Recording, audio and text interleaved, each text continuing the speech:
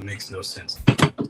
Only you can break things the way you do. Legit, I don't know how you do and it. yet you would be surprised because it's not like I'm sitting there like tinkering with anything. You know what I mean? Like I'm not over here trying to like hack into my computer in any kind of way. It's just literally I turn it on and then it breaks again. It's like, okay. Yep. Ah.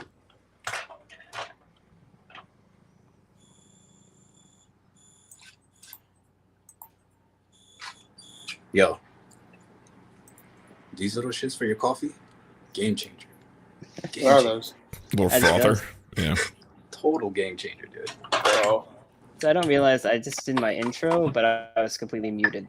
So oh wait, we've been live this all the time. we got live as soon as Rob started pouring some water. Oh, okay. Everybody what knows is my that technical difficulty, so we're not hiding any Yeah. secrets. We all can't be Cranston. All right, but as I was saying, but not realizing that I was muted the whole time. What's up, my bros? It's your boy 2KROs. We're back on the Bugz2Men channel, here to talk about Power Rangers once and always. And as always, I have my co-host here, who is now going by the namesake of what is going to lead him to be bankrupt in 2024.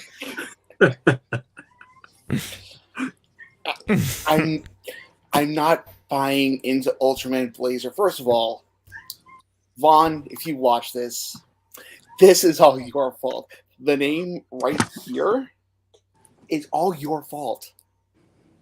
I've been watching Ultraman Orb, and it's really good. Y'all should go watch it. And I'm gonna watch G and Zet and Reggie. We're doing a crossover with another podcast. Of course. Yeah. I mean, we have both of them haven't been on in quite a while. I think Rob's been on since the Ghost episode. No, was it that long? I'm sorry. You're fine, Rob. But it's a pleasure to be back. I'm Rob. I do the podcast on Sundays, Tokudon podcast with Carl, this maniac. That I just can't get rid of him, so I'm stuck with him. Yep. Unfortunately, I have to share the misery with you guys. So I really appreciate you guys helping me out today. Really coming in clutch. Yeah. Of course, bro. We got you. So someone else has to listen to my rantings of a madman for the next few hours. So I'm sure Rob will feel sweet relief from that for not being the only one. Thanks. I mean, truth be told, Carl, if I pop into your stream and I bring up like bad Toku, you just go on an entire tirade. Yep. Usually, that's kind of my thing. Yeah. I just live react to the random nonsense people send me. So. Yeah, I'm Kaiju Carl. I stream over on twitch.tv/Kaiju Carl with this man. Whoa, what side is it?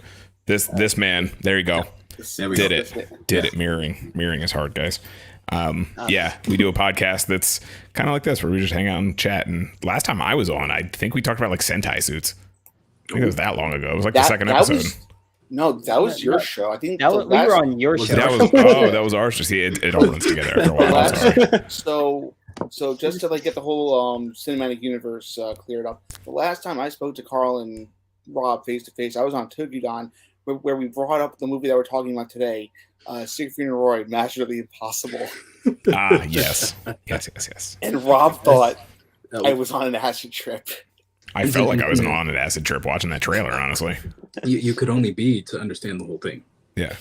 No, but if you guys can tell, we're here to talk about MMPR once and always, go over some usual news, as well as some news that interests Carl, myself, and possibly Rob in regards to a certain fighting game franchise that we love. And I'm going to fanboy over it because Rob will enjoy it too. Of course. I know what it is. Rob will enjoy it too. As calibered in the fighting game genre, but I'm pretty good up there. Oh, it's one you know very well. I mean, listen, you just need to have the soul. Oh, the stage of history is set for a new figure. A new soul arrives. Got it. But before we get to all of that, when this was first announced, this came out of the left. Like we heard rumblings about the 30th anniversary special and what it meant to not only David Yost, but to everybody involved, including the late Jason David Frank. What did you guys think? I'm going to start off with Carl because it's Carl. Oh, okay. Hello. Yes, I feel special now. Robert Jones is 16. Reggie's like, I'm only your co-host. It's fine. It's cool. That's fine. So I'm going to be honest with everyone right out the gate. I am not a Power Rangers dude anymore. It's not really my main shtick anymore. I'm more of a Kamen Rider guy. Rob is as well. That's usually the main focus of our podcast. But, you know, just being on Twitter and social media and stuff like that, like we catch things. I just kind of see the news and things of like you guys talking about it, or, you know, any of our friends that we talk to on there. Kind of everyone just sort of, you know, hypes that stuff up. And it's, you know, MMPR, as basic of a take as it is the one I connect with the most. So like hearing that there was going to be some kind of reunion special, I was like, okay, I'll watch the hell out of that. Why not? Let's go. So that was pretty much as much reaction as I had to that, because I was like, I don't really watch any of it anymore, but that's really dope. I like that. I know those characters, so let's go. Hell yeah. It's true. I mean, I think it was the heavy nostalgia that is just like it's so embedded into this from the beginning that you knew the core audience that was going to show up and be there the whole time, regardless what it was going to come out to be. I mean, obviously we all had our hopes and dreams and what we wanted, and obviously we got what we got. and yet I still think that we can a little bit more. Like, it's not too late for us to get just a couple more bites off that pie. You know what I mean? So that's my overall take. Reggie, what about you, buddy? Well, I mean, Gary, you and I were both born in '93, so most of the time for this cast, the characters that appeared in the special, we probably caught them on reruns that popped up like Fox. So it's just like, yeah, it was interesting because it's a milestone anniversary. Yeah. Like, you know, every big 5-year thing there is something. Well, particularly in Sentai, so every 6 months if you're Kamen Rider. Oh yeah, yeah. Another Tyson. Here we go. Or another web spin-off series. Yep. Outsiders, but we're bringing back. No, this is off topic. But we're bringing back Gold Drive, and now he's Bronze Drive. So of course. And they're bringing back the best secondary in all of the OG Heisei, Garen. Yep. He's up to no good. There's talks that he's either going to be playing Garen or he's going to be playing the Libra Zodi arts from PwrRngr. It's hard to tell because of the way he's, you know. Well, I mean, it's been years since we've seen him as Garen. So, but yeah, like with this, I did have like thoughts of what I would have liked to see for sure. The unfortunate thing is that like my favorite MMPR Ranger was regulated to being on the screen for a second and then appearing at the very end, not really doing anything because it took apparently 6 hours to get back to Earth. Within teleport range, not even to Earth. Just to get within range, just to get the signal. Sorry, guys. Yeah. Talk about a Pandora, emergency Pandora. Yeah, I'll be there as soon as I can, guys. Initiating Pandora protocol. Oh boy. So I take it that I guess I'm the oldest here because I remember the OG show.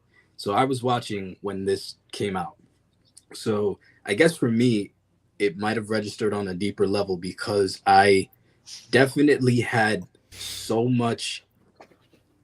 I mean, when I could see past the tears in my eyes, what I was watching was amazing. So I had to watch it like 2 or 3 times just to be all right enough so that I could put aside the nostalgia glasses and like really absorb everything.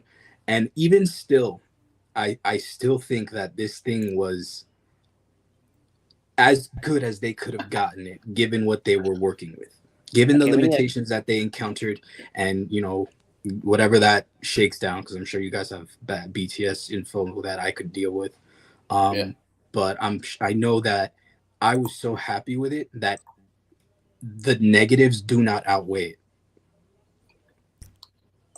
Yeah, that's fair. Also, hi Cal, hi Alex. Calvin's over here calling us old as all hell over here. I picked it myself. I was like, you know what? I want to be born on that day. That sounds awesome. I want to be 85 years old by the time everybody's here. Well, you know, as a ginger, it was my 95th time being 42. So, you know, I had to absorb some more souls, regress a little bit, you know, and then watch Power Rangers. So, yeah, no, I'm just kidding. So then Carl is officially the Highlander. Like as far as I go, My first exposure to MMPR was I had the VHS tape for the movie, and my mom used to have like an office with a conference room that had like a TV with a built-in like VHS player. So I used to just go there and just watch my movies when I would go with her to work when I was really young. Mm-hmm. But I watched this was back when PwrRngr Generations was on ABC Family, and I watched MMPR then. The first like real series experience that I remember was the first 2 episodes of Lost Galaxy. Okay.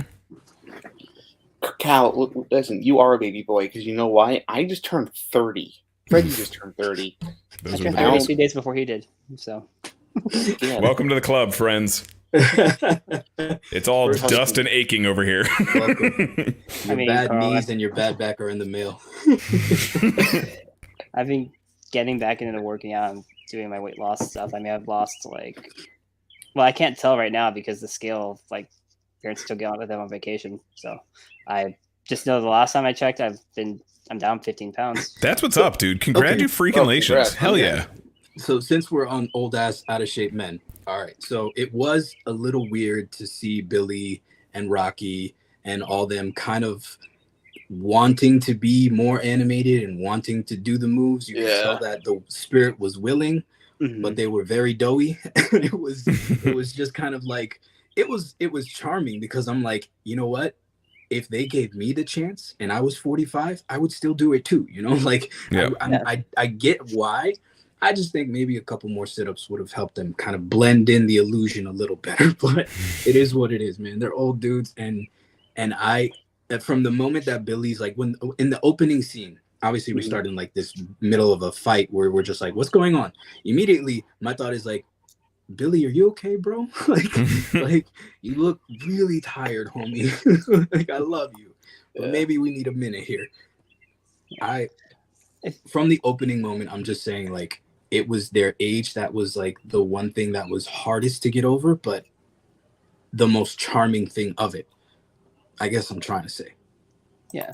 I mean, the idea of them being a little more animated with this, trying to, if you pay attention to Rocky during the Ernie's bar, fight scene, he has a lot of very funny faces just trying to hit something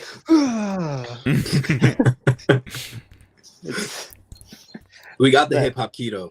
Hip hop keto. I was gonna say that was the best part of the whole thing. Honestly, I just Zach doing his thing. Keto.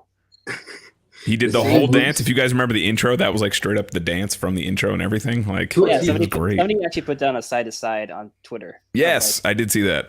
But yeah, that's straight up when they're they're rolling the opening credits. That's the straight up dance that he's doing, and I thought that was cool. I was like, hey, look at that! I remember that. Yeah, I mean, this whole movie was just member berries, but everyone was okay. It wasn't.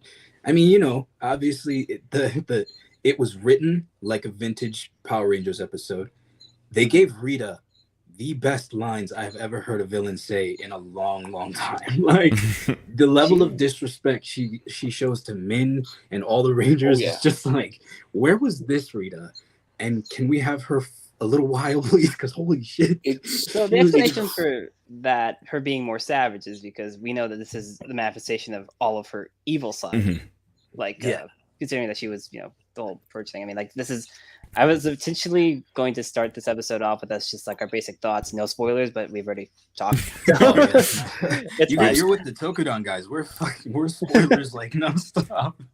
I mean, this special's been out for 5 days. So if you haven't seen it, it's on you. Here's what I will say, since we're going now into full-blown spoilers. I will agree with you guys about Rita had more smack talk and angry lines than somebody whose food got messed up at McDonald's. Trust me, speaking from experience here. But Karen. Where's the manager? But what I was gonna say is I love all the little nods that they gave to not only a Mighty Morphin, but we got Dino Thunder, Lost Galaxy, Beast Morphers. I think the coolest bit was the fact that, because we were all speculating for weeks, how did Robo Rita become a thing? And then we found out she took over Alpha 8 in the same way that Evox took over Mare Daniels at the end of Beast Morpher Season 1. And I literally said to myself, that is hardcore. And the fact that we actually got to see her fight. Yeah. Where the only villains in Power Rangers who have ever done that to. Now, keep in mind, I have not seen the majority of the seasons since they were on television. Grump fought in SPD. Zed fought in season 3 of Mighty Morphin. Roborito fought here. Mesicog didn't fight anybody in Ninja Storm. No, in Dino Thunder. But Lothar fought in Ninja Storm. Did I miss anything? Well, there's been a couple of seasons where the big bad has fought them.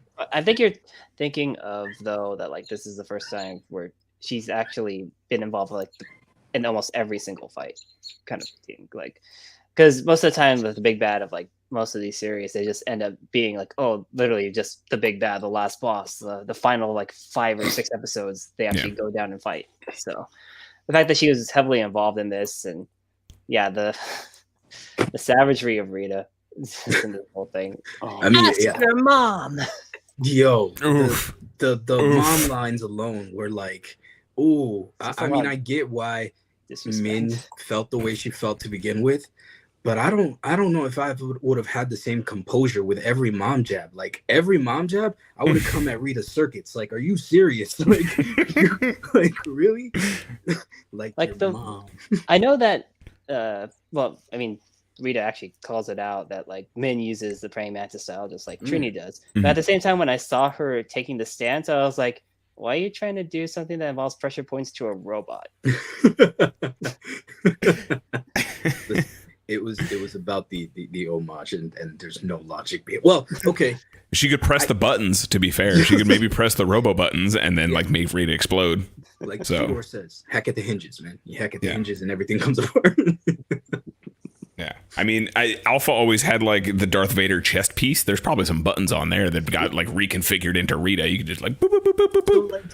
Put in like the Konami code and she just shuts down. You know what I'm saying?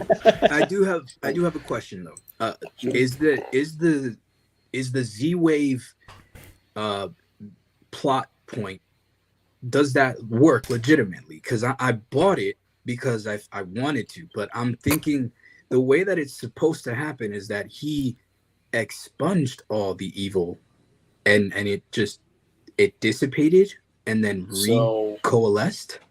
That's the thing. The fact that it dissipated. I think that what was happening with the whole plot point of Billy was he was trying to bring back Zordon. So he's just, right.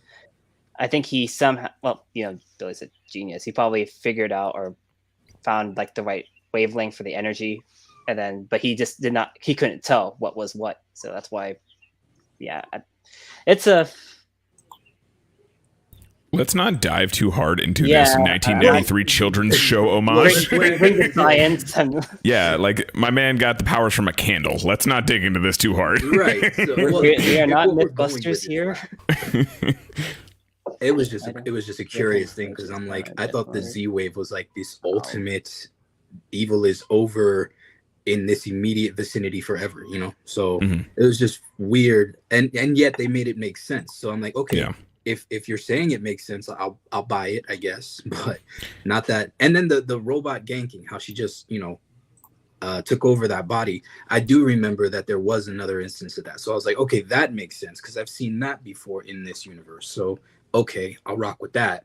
Yeah. So I'm just saying, like, if they're forcing this plot point, and then we obviously I guess we have her as the new, Min as the new Yellow. Does this start a new story, or is this just to end that? It's crazy also because I want to just expand what Rob was saying about the Z-Wave.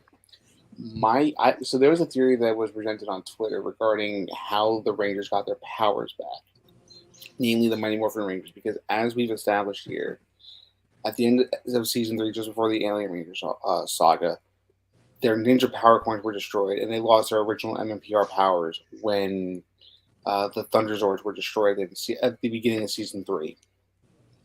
So the theory that was presented was when the Z-Wave hit Earth, it restored the original Dino Coin powers. That would explain how Jason has access to the MMPR powers again. Mhm. That would explain how Rocky has his, but also that would explain how Tommy got the Green Ranger powers back for what's it called? For the Master Morphin. Got it. And also, I'm just gonna bring up something else from a completely different franchise. Because I actually brought this up to my buddy Sean and my buddy and Chenix also. There was a great line in the Justice League 2-parter. I forgot the exact name. I think it's Hereafter, where Superman gets sent to a future point in the Earth's timeline. Oh, when he meets Matter. Savage. Matter can't be destroyed. It can be transmitted from one phase of life to another, but it cannot be destroyed. Which is why it took me by surprise when Trini was completely vaporized. Yeah. I kind of took it as like, you know, they Thanos snapped with the Z-Wave, and then Billy was trying to get, let's say Peter Parker's dust particles, and Thanos showed up. You know what I mean? Like that. I assumed that's kind of what happened. Also, it's Dynamite TK brings up a really interesting point. If Billy was trying to bring Zordon back, wouldn't that cause villains to return since they were turned good as a result of his death in the end of In Space? I don't think so, because then that would cause a whole lot of crazy shenaniganery happening with the timeline, and we already have enough of that with the ending of Dino Charge. I mean, I don't know. Well, Zed is back though, right? In Cosmic Fury. Zed's back in Cosmic Fury, which actually leads me to Cosmic Fury.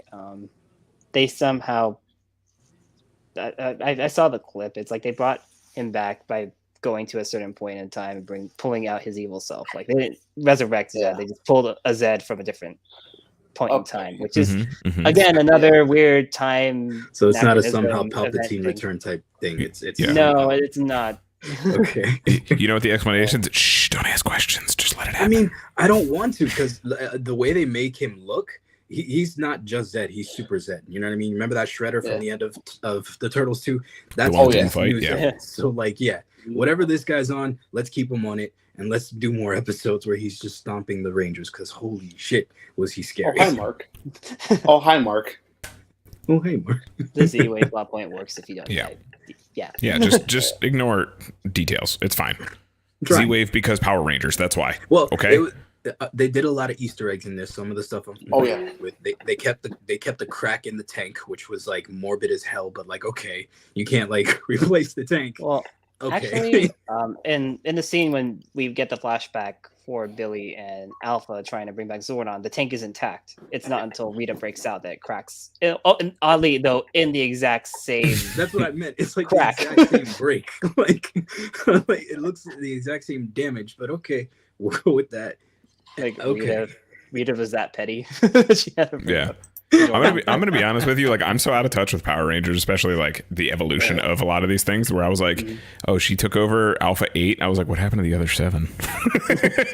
So like 5, right? I remember him. Alpha 5, I think, was the main one during the whole thing, right? OG. Yeah, right. Because I remember just Alpha 5, okay, and Alpha 6 had this weird voice, and then I'm sure there was an Alpha 7.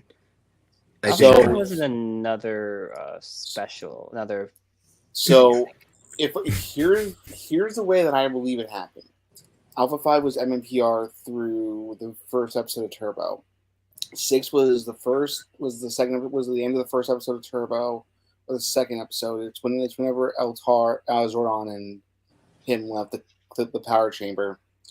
Okay. And then from there you have Alpha 6 until the end of Lost Galaxy. Alpha 7 comes in with I think they said Alpha 6 is on the mega ship when they do Forever Red during Wild Force. Alpha 7 is in the cardboard box in season we don't talk about. And then Alpha 8 is here, gets possessed by Rita. And then Alpha 9 is the one that the new Also, one. did we notice that Alpha 9 is taller? Is he? than, yeah, he's like Right. actual human size, not. That's a good point. And also Alpha like, 1. Oh Alpha boy. 1 from the One? comics. Who is Alpha One?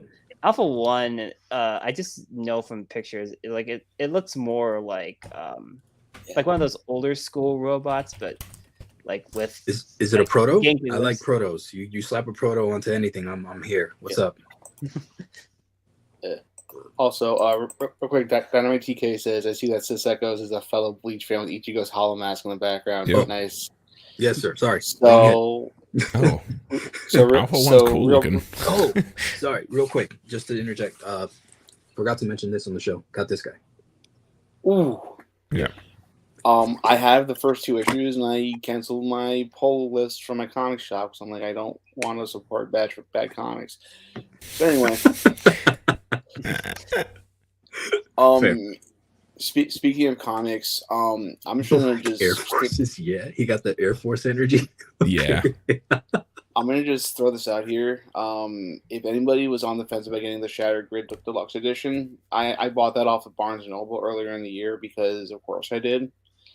And go buy it. I haven't read it. It's still in the shrink wrap right over there next to the what's that? It's the one with the PwrRngr suits. But I have that as well.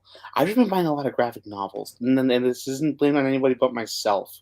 Because normally I pass the blame on to everybody else, like Reggie and Carl and Rob and Janix. Fair. Mm-hmm, mm-hmm. Sure. Yeah. But I actually have a list up of the callbacks to the other series. I'm not going to bring up everything. It's on the wiki, the PwrRngr wiki.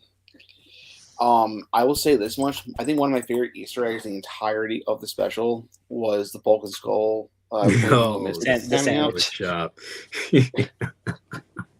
Marcus, okay. This is a judgment-free zone. I mean, have you seen the shelf?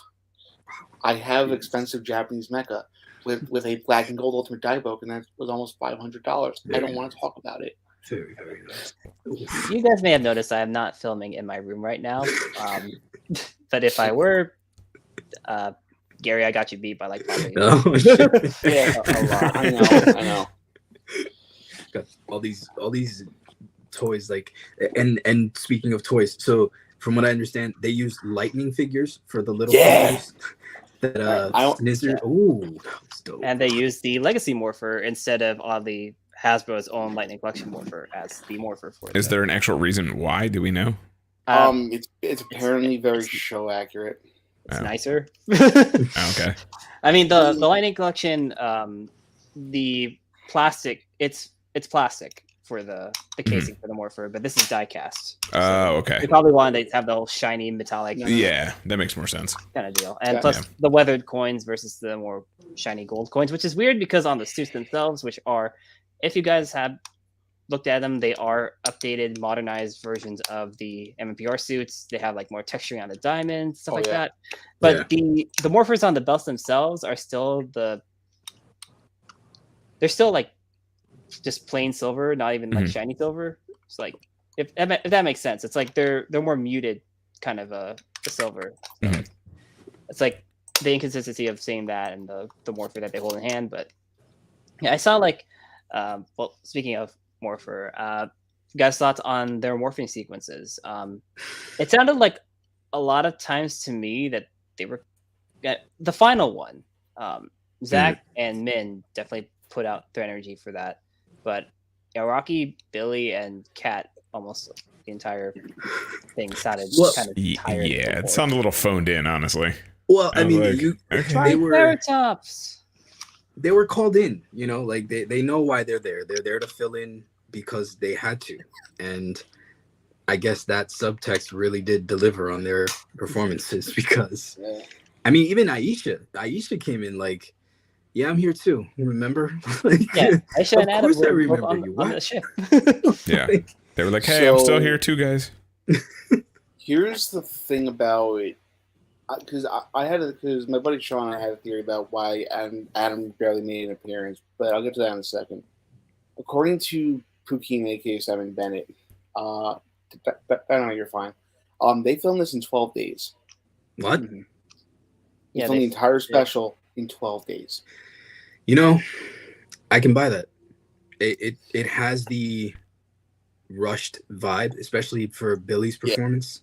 I feel like he's the kind of actor that needs like 12 takes before he got it, and they probably went with the second. So like, I see what you mean. There was also some weird mispronunciations or weird pronunciations of different words like throughout. Snizzord. Yeah. Is it scissored?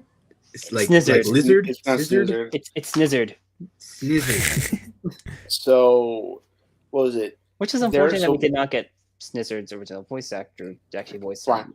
It was not Bryan Cranston. It was some other person that I can't recall the name, but I saw the cast list. It's like, okay, assign him. So that actually leads into the theory that my buddy Sean and I came up with as to why Johnny Young Bosch barely makes an appearance. It's Johnny Young Bosch. The man is Ichigo, Vash. He's got a lot more pedigree now than originally in 1994. Band. If I were to put his voice track playing and slap any of their pictures on there, could you tell me which one was which?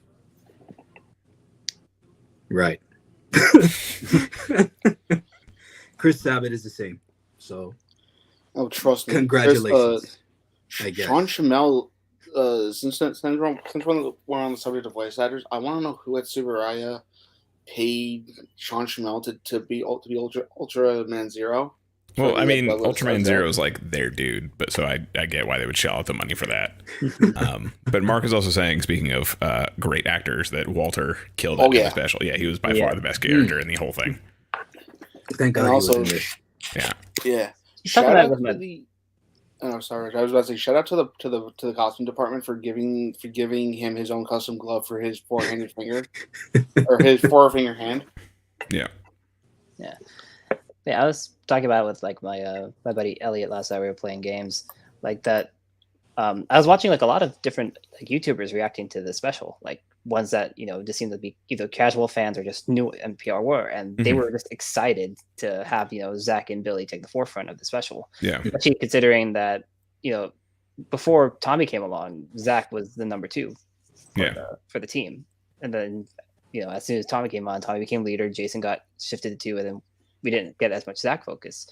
So Walter really pulled it through. Like I like his when he flips in the cemetery, just grabs the mentor and goes, "Zach is back in black." It's like you were in your congressman suit when you were at Min's house like a couple weeks ago. You're always color coded in your clothing, guys.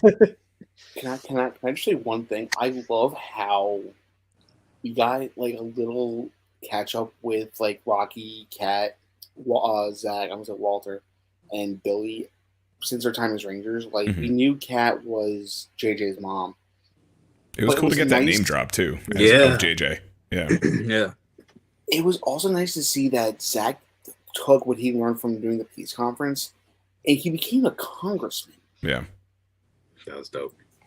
And I mean, how much? There's a lot of comic stuff that's probably they're pulling from, right? To be accurate, at least. Yeah. I think a little bit. I think hashtag justice for Rocky's noodles. That man can never finish his food. I mean, he just wants to have fun. Yeah. Was that? I mean, so I don't know Rocky well enough because I'm guessing that's his character trope. Is that he's just a goofball? Yeah. He's kind of a meathead. If you want the perfect episode that encapsulates Rocky as a character, season 2 of Mighty Morphin, there's an episode called Rocky Just Wants to Have Fun. It involves a monster that is turning a monster, and it's a pachinko machine. Oh, got it. Okay. Also, in the PR comics, Zach's older brother was in politics and introduced Zach to a congresswoman, showed him in high school studying to get into that field. That's pretty cool, actually. Wow. Yeah. No, but I also just really like how Rocky became a firefighter. Billy has his own company. He's Tony Stark now. Yep. Right. The thing that also, just while we're like doing name drops and stuff, I thought it was really cool that they brought up Akatar and Cestria. Because for anybody who doesn't know, there was a lot of behind the scenes tumult, as Carl puts it, with Zio and David Yost that I really don't want to talk about here because I'm trying to make this positive and uplifting and just talk about what a great special was. Like, if you know, you know. Mm. But what happened was they writ Rangers of True World Part 1 and Part 2. Billy was played by an older actor with his very last shot using stock footage and a really bad dubber. Yeah. Much in the way that Trini, Zach, and Jason had that happen to them with MMPR Season 2. Yep. But I thought it was really cool that they name dropped Avatar. I also love how they name dropped the Tribune Empire. Like, I watched it for the first time with Sean, and they said that stealth technologies really helped us against the Tribune Empire. I'm like, what? Yeah. So, let me go off on that real quick, because I have to push that little detail. You were mentioning how they started like doing a trick to kind of convince the kids who were watching me that these characters were leaving for XYZ.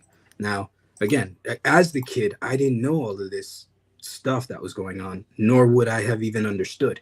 But as me watching and seeing these heroes that I started the show with transition away and have to come into these new heroes and get who they are and form the same kind of bond, I think that was the major point that broke the special bond that I had with Power Rangers. And now that I've come to understand that the idea is change, the idea is rotation. When it had first started, it wasn't something that we understood. So seeing all those heroes go away took a lot out of me as a fan. Then to have them come back in a special like this, I'm just trying to like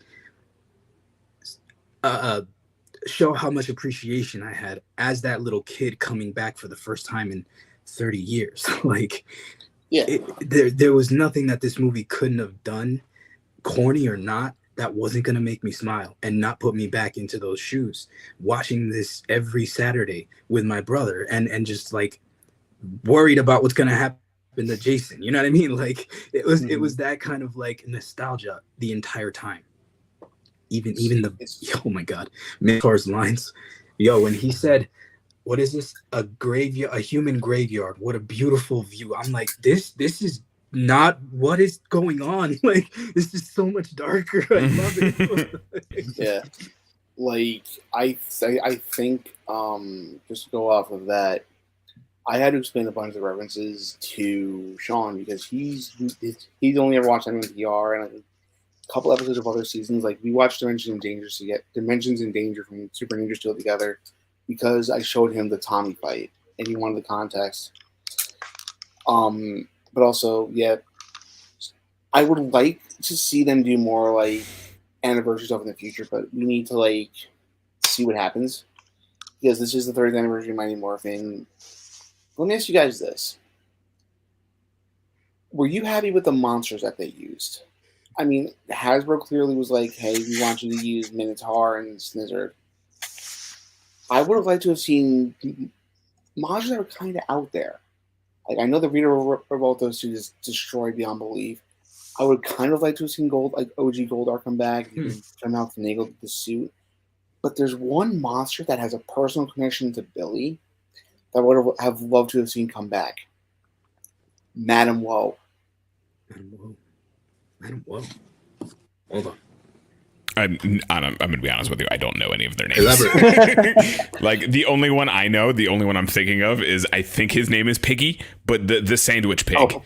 Pudgy Pig. Pudgy Pig. There you go. That's the only one I actually know because I had that VHS specifically. What's the story with this? She's horrifying. So that was from Billy's first Focus episode. Wow. Yeah. And also, real quick, I just love how they also referenced how Billy would have been toast without Trini getting over her fear of heights. That was a nice cut and a nice reference as well. So I this is just the marketing standpoint on my view of why they use Minotaur and Scissored is Scissored is one of the most recent. Yeah, Scissored is one of the most recent collection figures. He came out like sometime last year, and then Minotaur went up for pre-order recently. So like, oh, let's promo these robot versions though, so you guys can get the normal versions, and later on we'll release Hasbro Pulse exclusive versions. There you go. Yeah, Hasbro Pulse versions, but yeah, it might have also been just how they thought of it, because I mean these look like they were like 100% brand new suits, just with some bare minimum resemblance of the others. Like, because I have Scissored here. Scissored looks like this. The robot Scissored, like it looked like they gave him kind of a cobra frill instead of just being like a normal, or just being like a standard snake head. And Minotaur definitely looks like a Minotaur and not like a deer on human legs, like the original Minotaur. Right. So like, with all the monsters we could have gone back, I was surprised that she didn't bring back like her original crew, considering that, I mean, Scissored, was kind of a big threat. Minotaur, though, didn't talk in the original series. He just grunted and was like, "Brr, brr." But they gave him a voice in this one, which actually, like Rob said, the whole graveyard row line, that was very like, okay. It's a good line. Yeah. It felt very like 95 movie Goldar lines. Like I feel like they may have like originally wrote it for him and then were like, nope, the suit's too far gone, we can't do it. They went with discount Goldar, so that was the route they had. Like the ballet, like that kind of energy. You just made me think of Carl right now, with the laugh. Goldar for some reason being voiced by Seth Rogen. Pretty much. I mean, that's basically the energy that he had. What was that other one? Who was the creepy blue one? Babu, right? Babu. Yeah, that one that was actually like a guy in makeup. And unlike the rest of them, that were all like monster suits. Like he was. It's funny because at Morphicon 2018, they actually had the original Goldar head, and that thing had deteriorated. Not surprised. Like shin deteriorating, or double deteriorating. Chin, double, you name it. Like, please leave it alone. It doesn't need to be touched anymore, guys. It's a mannequin now, guys. Do not touch it. It will fall apart. Do not. Frank, stop touching it. There's a 20 mile per hour wind. We can't break out the suit. It'll blow you. Everybody turn slightly to the right and push the mannequin out a little bit. I will say this much: I've seen a lot of complaints online about the Megazord battle too. Oh yeah. Okay. I didn't have a problem with that, or rather, I didn't have as big of a problem with it because, again, the whole Dino Megazord theory, my fan theory about the Z-Wave restoring the original Dino powers, kind of makes sense in hindsight with the Zords. Mark, which ones did you see out of curiosity? I remember seeing Goldar's head was very deteriorated. But also, I loved how they explained, like, Cat and Rocky. Like, they referenced too much pink energy. I love the proxy PowerPoint explanation. That was cool. It could have also been, like somebody pointed out online, that Cat's thought on, too much energy is that maybe Tommy had shared experiences with Trent from Dino Thunder, with the evil white Dino Thunder clone. Like that could have been also an explanation why she knew about the dangers of too much energy. But luckily enough, we had the explanation of like, oh, because they're sealed, you guys can use these. Yeah, that's so cool. That's so cool, though, because again, they made it make sense at least enough for me to accept it. So if it really breaks any kind of continuity, I wouldn't know. But I was like, yeah, that's dope. Cool. She'll die if she goes too hard. Got it. I just assumed honestly it was like some MacGuffin, to get more Rangers on the screen kind of thing. Like, oh yeah, because there was never two pink Rangers on the screen. I mean, there probably was because copies and monster powers and stuff like that. But you know what I mean? Like, Kimberly and Kat never transformed at the same time and like fought together, that kind of thing. So I was like, yeah, I'm sure. Let's go with proxy coins. Why not? Yep, that's a thing now. Sure, great. Billy's got the magic Tony Stark power. Gotcha. Speaking of fights, what did you guys think about the fights? I loved how we got unmorphed fights and morphed fights. Yep. The unmorphed fight in the juice bar was by far the best one in the whole thing. Oh yeah. And it's not only because of the hip hop keto. So I'm gonna just quote Linkara here, and it's crazy to think about how little unmorphed fights are used in Power Rangers now. Like, because if you think about it, the last series that really went hard with the unmorphed fights. Oh, I'm trying to think. I don't. It was. What was it? Ninja Steel? I wouldn't know. But if that's the case, then I also have kind of a question. So it was a thing with the 2017 movie, but is it implied that they also hit like a truck, unmorphed? Because she had to hit like superhuman abilities. I don't think so. Certain seasons they did have the Rangers kind of be like that, like Down of Thunder. Down of Thunder and SPD, they had their own little like out of suit powers going on. Yeah, secondary abilities. But yeah, with Mighty Morphin, they were just teenagers that had with attitude. Teenagers with attitude and some form of martial arts training to some degree. Okay, because I saw Min and she did okay, but maybe it's because she's just.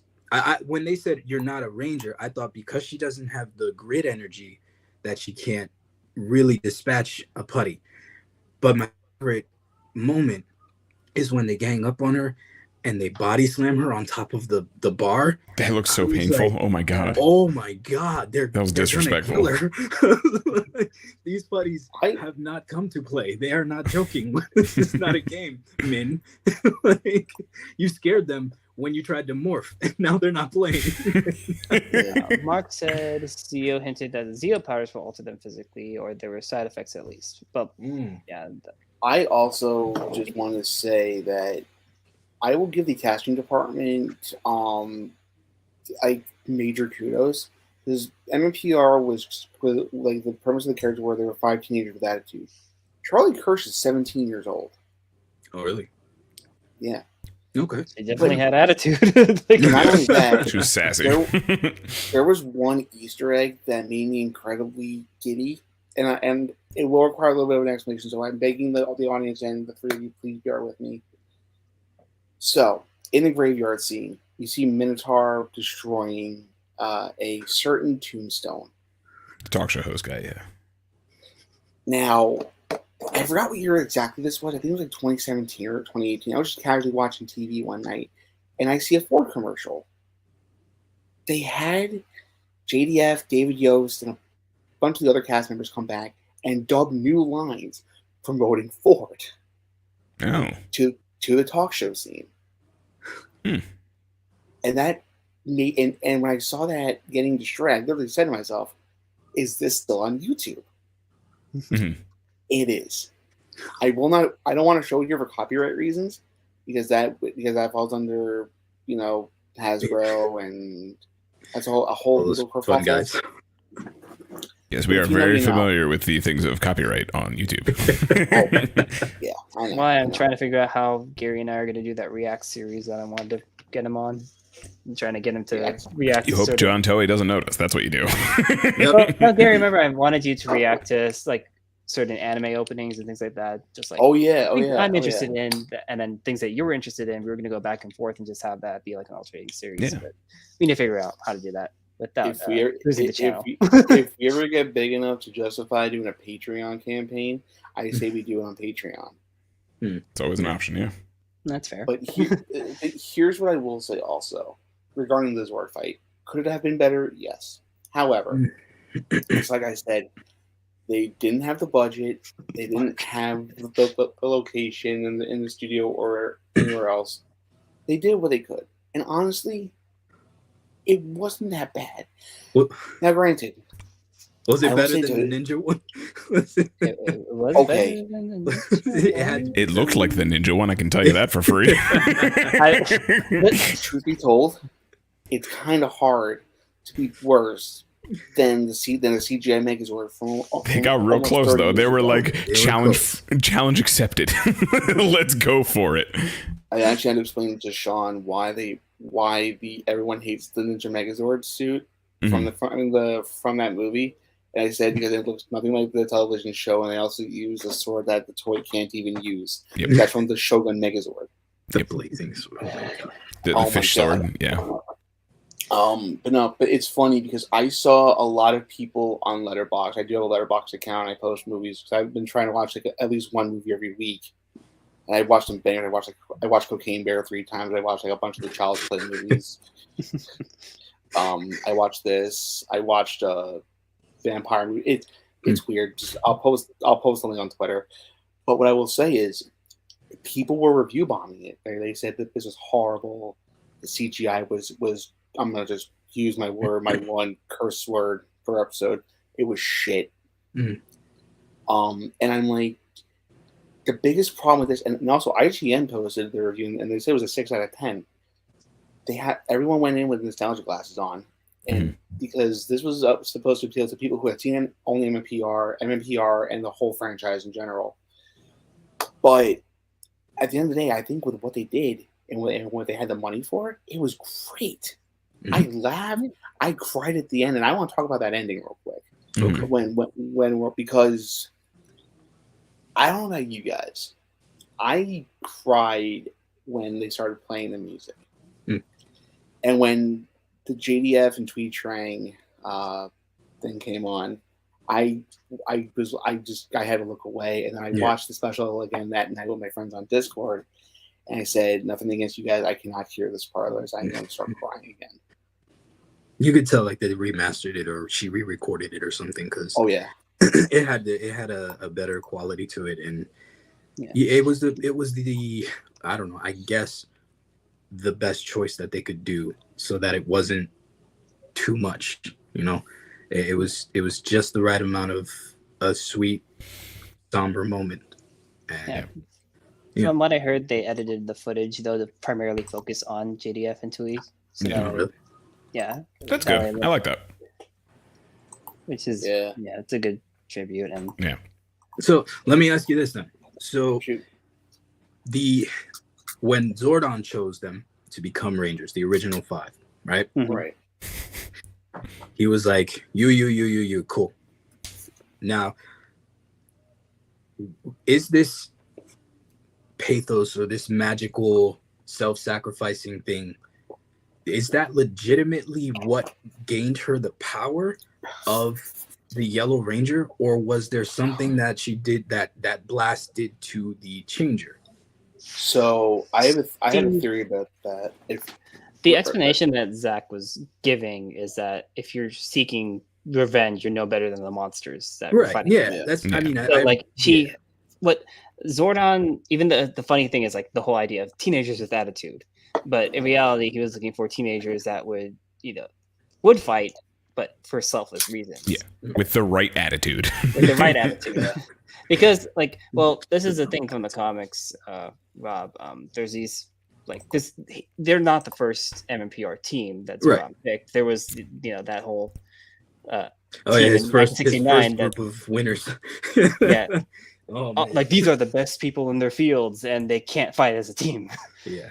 So it's like, the whole thing about, with, because if you think about certain movies where I'll pick this guy just because he seems to be the best choice, but it's relating to the MCU type of idea, the whole thing with Erskine, was that his name? The doctor in Captain America, the first one. When they were in the training camp, and then Tommy Lee Jones's character, I can't remember his character's name, but was pointing out to pick him. He's the biggest, the strongest guy, and then the guy's he's a bully. He wouldn't you don't know if he'll stand for the little guy. Then you have Steve jump on the grenade, that kind of deal. It's who would he pick that he would know would is not essentially great power, great responsibility, that kind of thing. Right, yeah. Take like how Cap says to Iron Man, are you the guy that'll make the move or do the play, the sacrifice play, something like that, right? For the little guy, Yeah. And I guess I was trying to understand if that ever came into play at all in MMPR, where it was that some kind of metaphysical will power that gave them the power. They use a lot of power of friendship, so I guess that's kind of the same thing in the same well, but I don't know.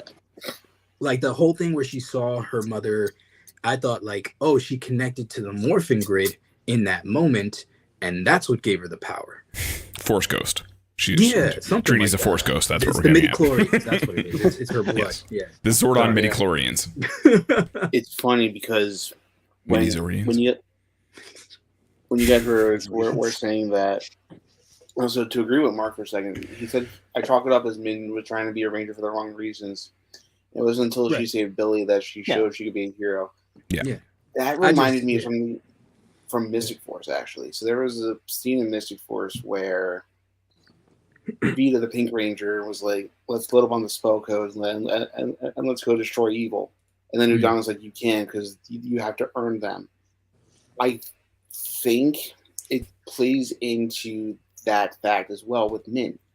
Because Min was trying to morph and do it out of vengeance for what Rita did to her mom. Right. But then when she saved Billy, that's, like I said, when she learned how to be a proper hero.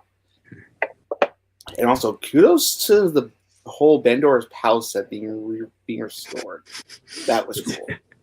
And they went back to the moon base. That was dope. Oh yeah, 100%. There was really only one weird that they should have went. So yeah, legit.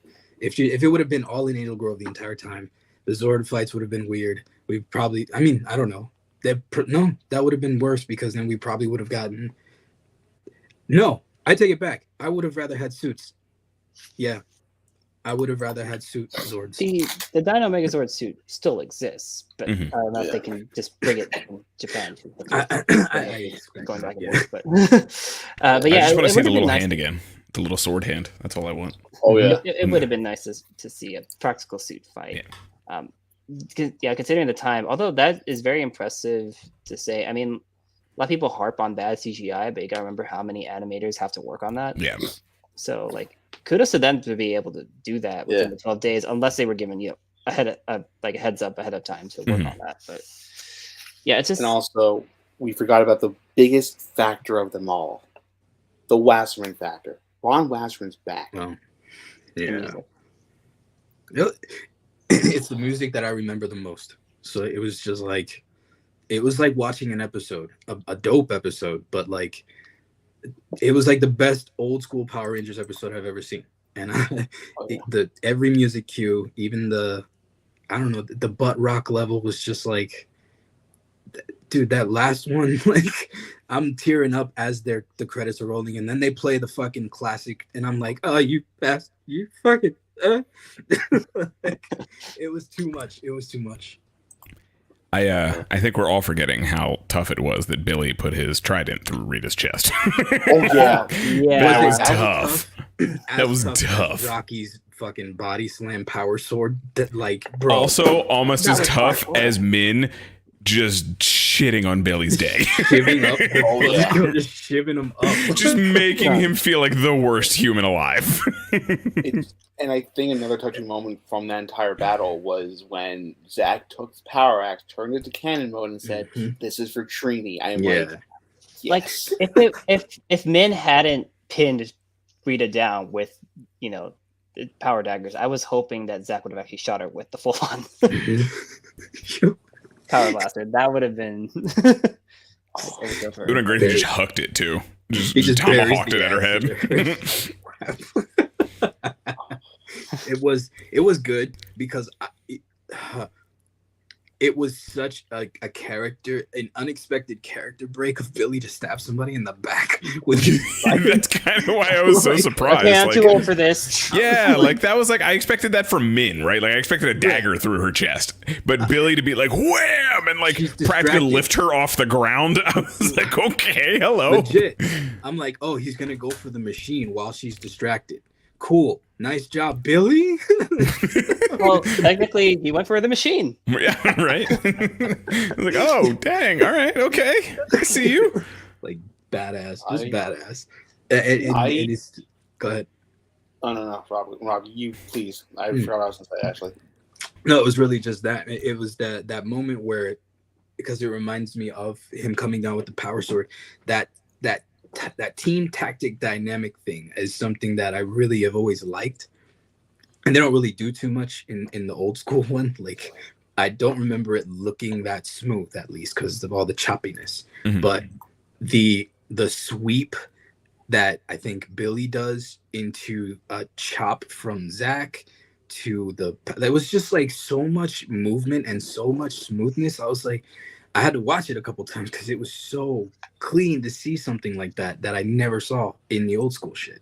Yeah, coordinated attacks, because a lot of times you would just see them fighting like, oh, these are my putty opponents for this one. I'll fight the big bad guy, but instead we had them grouping up to fight, which is like, I think that really helps though too that Rita didn't spawn more putties at that moment, so we could get that kind of coordination.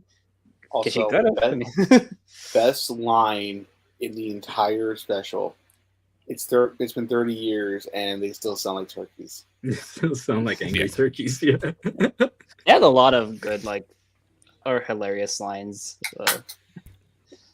I'm giving it to Rita, man. Rita has what'd she say? Oh, this will be different. I've never killed anybody twice before. Yeah. Yeah. And then in the space portal, they just start playing Day of the Dumpster. I'm like, I'm sorry. Yeah. Rita, it's the same voice actress, correct? Yeah, PwrRngr. Perfect. Because it was just, I'm like, if it was an impressionist, it was spot on because that was just too good. Her deliveries, everything, even her being able to be mean, I can tell like she's been waiting 30 years to say those kind of mean daggers. And imagine if they made this movie like PG-13 instead, or so that way they could at least drop one F-bomb. Yeah, Rita definitely would have stolen that. Like, oh my god, absolutely. Yeah. Make my fucking monster grow. I also had a really interesting thought. If Adam and Aisha hadn't morphed, what would they have done? Because they say it's dangerous to duplicate active ranger powers. Mm. But here's the thing. Adam could use Zeo Green because his Zeo powers were never destroyed on camera. But what about Aisha? You can't use the ninja powers anymore because those were destroyed unless my whole hand cannon power theory works.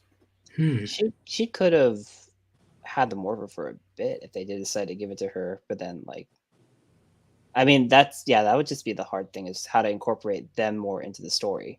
It could have just been as simple as passing it, like, this really belongs to you and your mom kind of thing. Like, it could have been as simple as that, really, if she was incorporated more. Yeah. You know what I mean? Like, this is your mom's stuff. Like, she's the original Yellow, right? Like, she's the one. You should really have this. You know what I would have done? I would have had them be the ones to hotwire the Zords then, because they just kind of glossed over that where, we spent months trying to figure out how we can make the Zords work without a driver. You have a secondary driver. You have a Yellow Ranger. Yeah. You know what I mean? Like, that's what I would have done with them instead. But it would have been cool to see unmorphed in a Zord. That'd be kind of cool, honestly. Yeah, something like that. Yeah, it's crazy to think about just how much love went into this, and you know what it does just for everybody. Because I don't know if anybody else knew this, but I knew of this because of certain connections that I have within the greater PR fandom. They were originally going to do a TV show before. This was before Hasbro bought PwrRngr. They were going to do a show set in the coinless dimension from the comics. So that would have been cool. Like the Shattered Grid? Yeah, Shattered Grid dimension. Oh. I mean, I don't know if you guys were heavily around back when Shattered Grid was first happening, but there was a live action trailer that got done with Tommy as Draken and JDF. He basically funded it himself. Yeah. Really? Yeah. Oh yeah. It's pretty cool, actually. I don't think it's on YouTube anymore. I could do some digging if I find I'll send it to you guys, but if anybody knows what I'm talking about, I was at the car mechanic that day and I watched on their really crappy Wi-Fi, and I just had the biggest grin from ear to ear the entire time. But yeah, that's Once and Always was phenomenal. It was a love letter to the franchise, and I'm kind of hoping we can get more original stuff down the line, because I'm gonna agree with what other people have said. I would like to see them tackle some of the stuff from the comics. Now, granted, I haven't read them, but I know the Omega Rangers are something that everyone really loves, including shout out to George. George loves the Omega Ranger suits. I would like to see them be tackled in the show. But also, other people were saying they would like to see a continuation of like the once and always, like Min being the Yellow Ranger, but then JJ becoming the Green Ranger. Mm-hmm. And then like it can be established that like, oh, like Rocky has a son, he's the new Red. Well, in the Soul of the Dragon comic, they're like JJ leads a whole SPD team. And it'd be kind of cool if like Min joined SPD and became SPD Yellow. That'd be kind of cool. And like of that new team, you know what I mean? And then you incorporate all that kind of stuff. So, and he also has it's really cool. He has the Dragon Shield while he's in SPD Green. It's very cool looking. I mean, other than bringing Zed back, what do you do? Like, I guess whatever Cosmic Fury is going to end up doing is going to be the direction that it goes in, but it's just kind of curious if this is really just a new beginning or a one-off. So we have no idea. I guess we'll find out next year or something. I'm hoping so. I mean, a couple closings. Like, who is there any other? I guess worthy plot lines that they could continue in a movie form like this. I mean, here's the thing: you could do Shattered Grid. You could do Necessary Evil. Well, the thing that do Shattered Grid without JDF? And do you do Shattered Grid with the current cast as they are now, considering the Shattered Grid was centered around them still being there? Yeah, it was like the teenage them going into this other dimension. Yeah, I feel like anything going forward with MMPR wise, to do new stories and things like that, they probably would do if the rumors are like of an animated Power Rangers adaptation, that probably is where it would go. Yeah. Min being yellow, it would be cool if she could cross over in some of the future Power Ranger series if they decide to do more live action. Because it really seems like a bit of a waste to have her come in just for the one special and then nothing else afterwards. The idea of them picking successors to be new MMPR Rangers, that could be another special if they wanted to do one. Yeah. Just because, like, hey, we're getting up in age, and like we can't really. That fight hurt. Can someone else do this? I mean, it was the moon base. Like, all got slammed around like multiple times. And wasn't the Easter egg where Rocky finally landed the kick that he tried to land before? Yeah. That's from the Turbo movie. Okay, that's what I thought. I'm like, that was something before where that's the whole reason that they had the Munchkin come in, right? Like, trying to remember how it all played out because I'd really tapered off on Turbo, but I do remember that a little bit. But no, you are right. These in terms. They're going to the Shadow Realm. Oh shit! Am I back? Well, your audio is. There you are. Well, just let it rock. But this being the era of the potential old man stories, so to speak, you know what I mean? Like, definitely closing out chapters, finalizing things, and saying a proper goodbye so that while we're old but young enough to do it, to do it like a Hongo. Okay, to touch on Kamen Rider quick. Hongo, we've said goodbye to 54 times in every movie he's in. And at this point we're so desensitized to it that when it actually happens we're going to be more confused than ever. So this opportunity to say a legitimate goodbye to all of these previous Rangers is in my opinion the key time. The next 5 to 10 years is the key time to do it before it gets really, really sad. Yeah, you're right. So I think out of all of them, I think David Yost, the oldest, I think he's 56. Stop. Don't say that. Fuck. Yeah, man. It's crazy to think about. But also, all right, so I guess before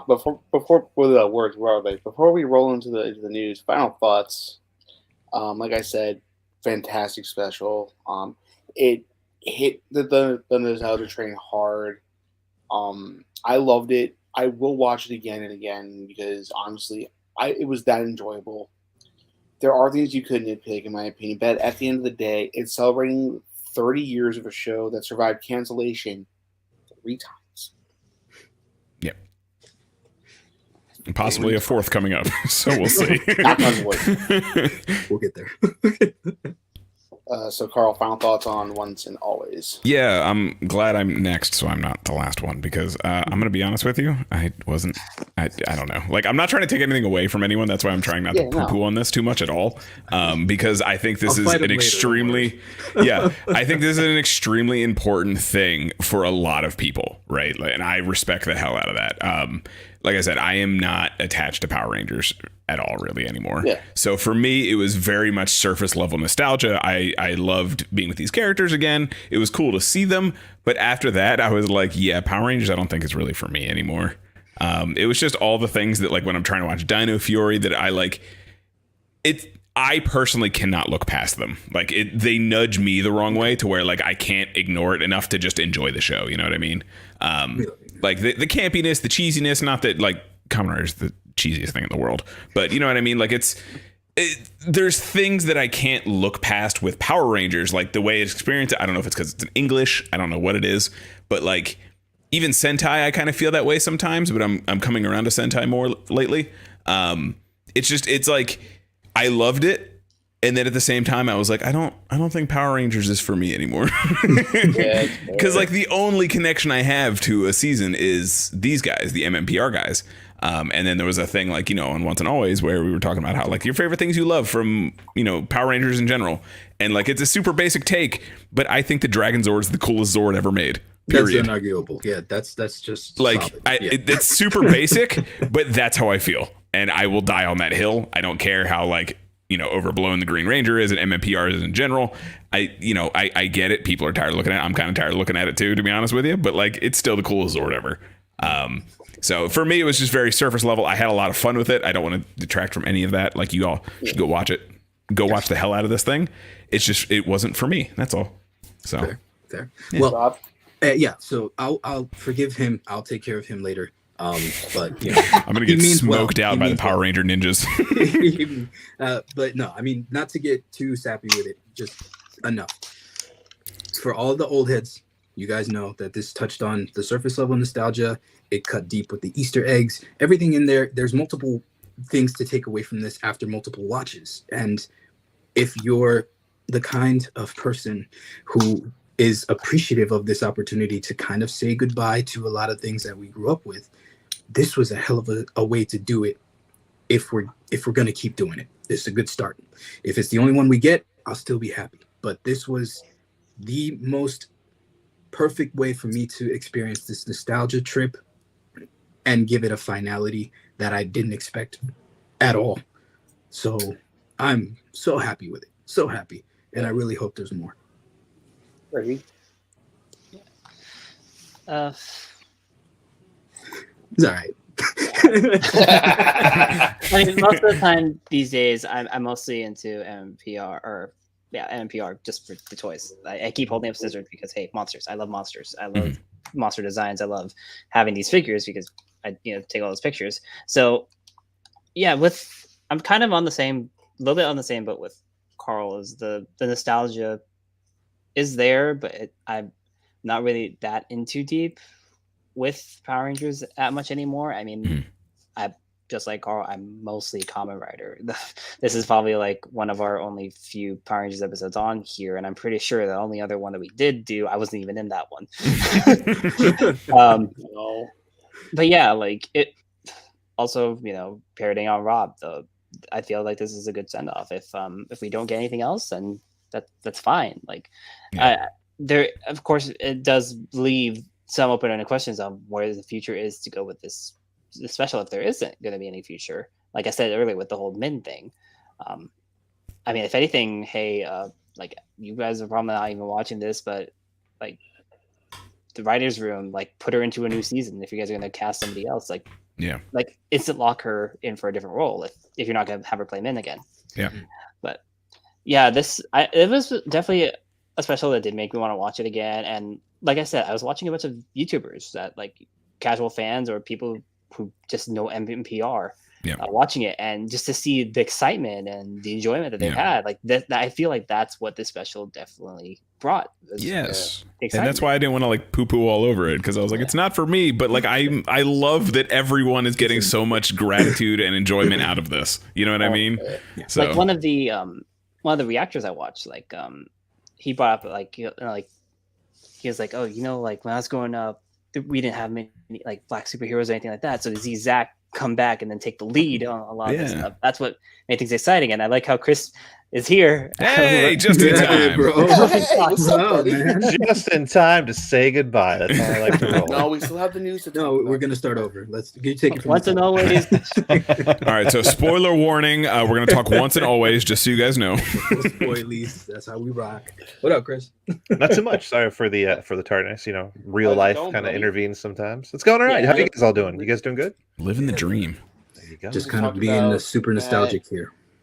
Yeah, and I was talking before the show started with Reggie about how they don't make Transformers like they used to. This is still like the best Transformer I've ever. Cybertron, Galvatron, right? This is the Galaxy Force variant, but yeah, I got this for $125 off of Facebook. Oh, hold on, I want to be super cool and turn my light on. Hold on 1 second.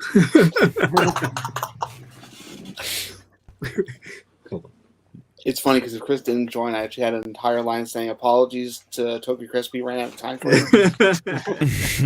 Now it's official. Now I feel cool. I got the cool There you go. little ring. Yeah, All right, you gotta have your ring light on. Yeah. So Chris, since you are late to the party, what were your thoughts on Once and Always? What did you like? What didn't you like? Well, it's so, I mean, like full disclosure, right? So by the time it came out for everybody, I had already seen it for like a week with the press screener. And I'm one of those people that the more I watch something, the more I end up like start nitpicking and taking it apart. So by the time it was time for me to like sit down and write a review, like I started getting jaded on certain things. So I think like if you don't break it down, you just take it as a whole overall, I think it was fine.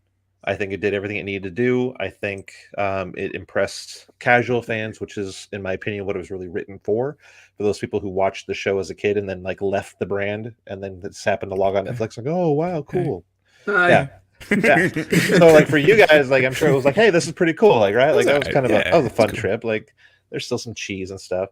I think for a diehard fan, people that have followed the brand and watched every series and so forth, closer to like myself, obviously. Gary's as well there. For us, I think so. Like, what was it? Somebody, I think it was Blackwing 420 on Twitter, put out a thing the other day. It was like, rank all these anniversary specials, rank them. Yeah, I saw your tweet about that. And I was like, man, I haven't done it in a while, but I'm pretty sure I'm going to piss some people off. I ranked it third. Like behind Forever Red and behind Once a Ranger. Mm-hmm. And the reason I did that is because as an anniversary, right, as something that is supposed to celebrate a milestone, I don't think it hit those marks. Yeah.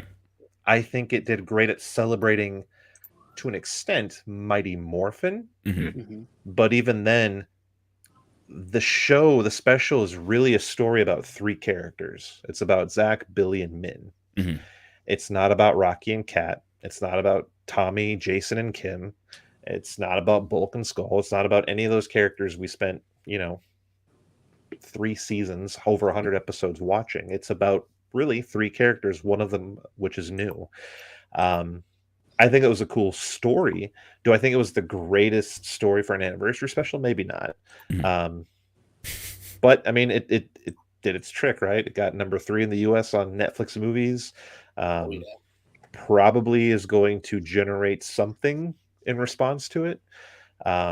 Maybe changes the trajectory of the brand a little bit with the popularity of the special, but I don't know, man. Like, little things that bother me. Like, I'm sorry, for the first 5 seasons of Power Rangers, when they talk like this. But in the special, they're talking like this, which they're talking like this because that's how they talk in Dino Fury and Beast Morphers in Ninja Steel. They talk like this. I think that's an oversight. While still wearing the communicators. While still wearing your wrist communicators that they specifically point out afterwards. Yeah. So I think that's some oversight.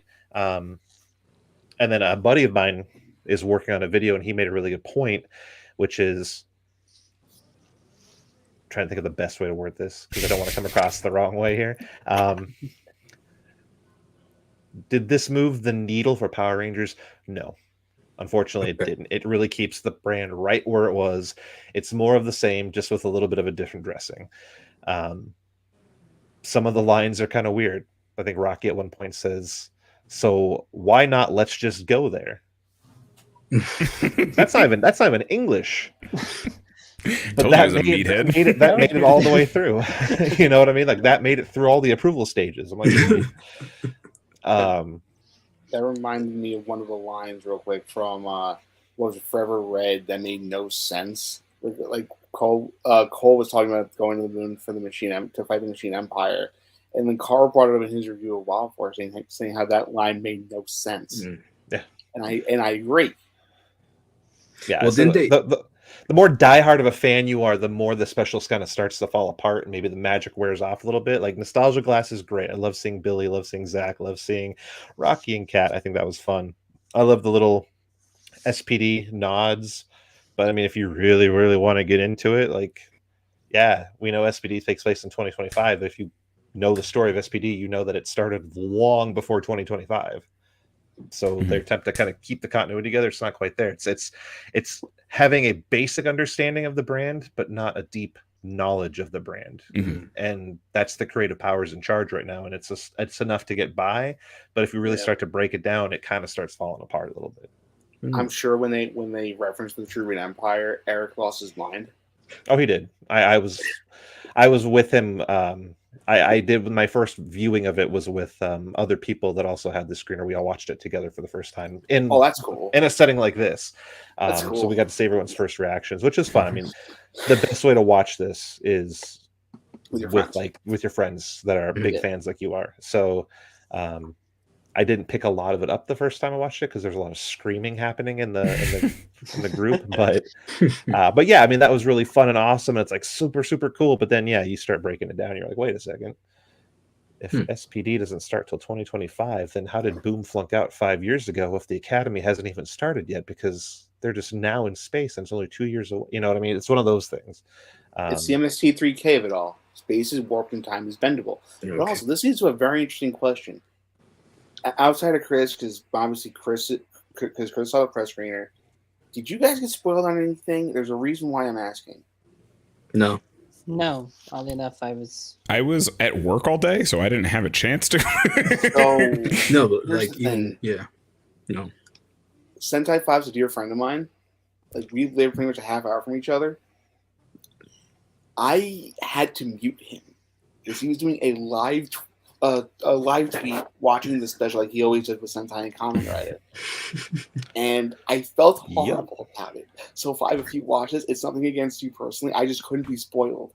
And then I also muted Power Rangers Daily because they tweeted the morphing sequence, and I saw that before I went to work. And as soon as I saw the morphing sequence, no joke, I took my White Ranger morpher and I did the morph. You had to. Yeah, they were a little on top of it on the cut and the gifts and stuff, but that was the thing because so even though I am part of Power Ranger, I don't really run the Twitter that much anymore. That's more of Oi Toast who does it on Twitter, but yeah, no, that was like he was kind of ticked off because like look, like the special just came out. And it's like 20 minutes after the special comes out, and they're tweeting pictures and videos from the end of the special, which means they didn't even watch it. They just clipped to the parts to clip, and then we're putting them up there. And that was working as major spoilers, which, how do I get more interactions on my Twitter? You look back, I'll never forget the day JDF died and how many freaking I did a count. I think they did 106 tweets with the hashtag RIP JDF that day. Wow. I remember the night that JDF passed away, and I'm sorry to bring this up. I texted Chenix. I messaged Sentai 5. I messaged Gokai. I messaged Reggie. I almost messaged you, Chris, but I was like, you're probably dealing with a lot for the site, so I didn't want to bother you. That without going too far back into that and going down that rabbit hole that we need that we don't necessarily need to go down. I will say that I was I think Trekkie B47 posted a tweet, was like, "What's this about JDF died?" And then he deleted the tweet. Yeah. And so I sent him a DM. I'm like, "What are you talking about?" He's like, "I don't know. Zach said something. Hollywood Zach Lavoie." And I was like, "Oh, I don't know," because I think we were playing Fortnite or we were doing something, and I got a phone call from, like, literally within like 5 minutes. I got a phone call from one of the Ranger handlers, who's a friend of mine, and they were like, "Hey, I'm calling just to let you know. There's a rumor out there that JDF has passed away. I'm letting you know that rumor is true. I've been informed by family that is true. He has passed away. The details will come later, blah, blah, blah, blah." So then after that, like, we had a group Discord start, I think. It was like me, Ranger Liz, Sentai 5 was there. Just some people that were just around that we saw that were around to be like, we need to talk. And then I reached out to somebody else, more on the celebrity side, I guess. I don't know. An industry professional, we'll call them, that I have a personal relationship with. I was like, "Hey, is this true?" And they're like, "Yeah, it's true." And then they confirmed before it was out there exactly how it happened. At that point, it was just kind of like, all right, well, I'm not breaking that news. Like, Right. I don't. There ain't any amount of clicks worth that. Yeah. I'm not breaking that news by any means. And then it was just that I think I was up till 3:30, 4 o'clock that morning, just talking with friends, because it was like surreal. Like, what? Yeah. And so that's the only bummer part too, I would say, about Once and Always. And I mean, this is no fault of the creators, because they have no control over it. But obviously, you do the 30th. I'm sure some people don't understand. They did the 30th anniversary special and they don't feature JDF at all. Yeah. Like, well, why not? It's like, well, yeah, he chose not to do it, and then unfortunately he passed away, and there's nothing can come of it either. Like, yeah, Dimensions in Danger is his swan song. That's it. And I guess Legend of the White Dragon, if you want to go see it, but I'm gonna go see it. I already have plans to. I didn't want to go back in the sun on that one, and I'm so tired of that drama that I'm just like, I didn't want to bring up that, but here's the thing. I barely get to talk to Chris as it is, and Chris is the Adam Schefter of Power Rangers. I don't know who that is. In certain respects. I love you, buddy. I mean, so I don't know, like, how do you put this? So Once and Always, like, the story of Once and Always, like a year ago. Like, a year ago, we knew it was going to focus around Trini's daughter. We knew that a year ago. Yeah. Before they cast anybody, that story part had broken down. But allegedly, like, this thing went through like 4 major rewrites because they were waiting until the last minute to determine whether or not JDF and Amy Jo were going to come back. To the point that the stunt double they had ready for the Pink Ranger, if you look, is short, like Amy Jo is, like Kimberly was, not tall like Catherine is. So that's another one of those things that once you notice it, you're like, it bothers you a little bit. But I mean, yeah, that the story went through a lot of rewrites and everything like that, as far as that stuff. But I mean, even like Cosmic Fury, like, most of Cosmic Fury has been leaked. Like, it's out there. Like, it's not a huge secret. It's like, I don't want to be that guy, but it's like, well, it's like, it's one of those things where I'm not gonna, like, I personally am not going to share anything, because one, I've kind of made my thing like, hey, I don't like breaking news. I don't want to be that guy anymore. Like, and that's respectable to you, my friend. There's plenty of other people out there who like that attention and like that engagement. I'm not for that, because the second you have one iota that's not correct, man, that like rock slide comes at you afterwards. Like, you said this, but it was only this, and blah blah blah. It's like, well, hey, I'm getting second or third hand stuff here, but what do you expect is going to happen when you film something and it doesn't come out for a year after you film it? Yeah. Like, how many people are involved in that, from the cast who have, I can tell you right now, like, I know for a fact the cast has already seen the first episode. Like, the first episode's done. I can tell you for a fact the cast has already seen it. I can tell you the cast already has it. So, yeah. Connect the dots yourself. Okay. You got to see those. You know what I mean? Like, I about yourself, and then there's casts that are friends with fans, and there's cast members that may have gotten their phone stolen. Yeah, that sucks. That's terrible. Yeah, I I saw that and I'm like, I'm incredibly sorry because, that's not right. I've had an iPod stolen before in high school, and I know that all too well. But anyway, we have news to discuss here. That's gonna. It's now. Keep in mind, Chris. I said this at the top of the show. I don't know how big into fighting games you are. If you have the soul that burns for fighting games, the stage of history is set. It still burns. I took a mighty bulb. I suck at fighting games now, but the soul still burns. It depends. As a father with kids that are getting older, if it's something I can play with my kids, I'm totally down for it. You know, you can't play this with your kids. If you want Uncle Carl to teach your kids fighting games, you let me know. Well, what their mom doesn't know doesn't hurt them. I mean, exactly. I'm not saying they're gonna fight. It's a video game. It's fine. I let my 7-year-old play Fortnite before I told her I let him play Fortnite. So, welcome to Carl's training ground. You will practice the first 3-punch combo faster. Light, medium, heavy. 3 push-ups. Go.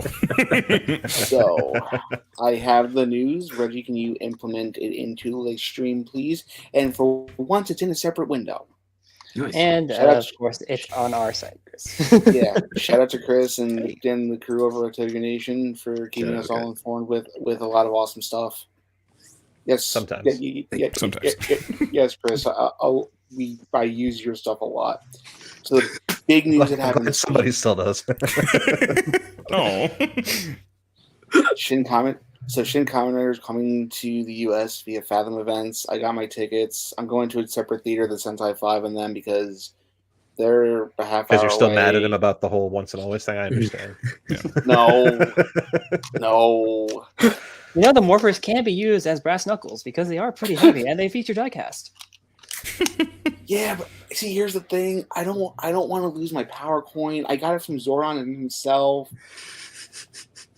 I went through a lot of trouble to get this, Reggie. I had to go through an entire ceremony. He had to have a lot of attitude to get it, okay? All of it. So how did you get your tickets already when they don't go on sale until May 5th? So here's the thing. The tickets went on sale, was beginning to go on sale May 5th. I saw, what was it, Sentai 5 got his, It Takes Two to Tokyo got theirs. I think Spin Dash got his, and I'm pretty sure Sunglass Pre got hers. I don't remember exactly, because truth be told, Friday's a blur. The only thing I remember doing at work is watching Ultraman Orb. Shout out to Vaughn again.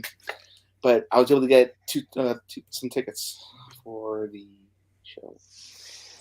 So certain websites are selling tickets. I don't know the exact ones though. I just know that if you try to find a local theater, they may not have it listed at any time. Like my local theater here did show Shin Ultraman, but yeah, I have not seen Shin Kamen Rider tickets go up yet. Like the literal only movie that's showing is their usual Wednesday showing of an older movie, and that's Enter the Dragon.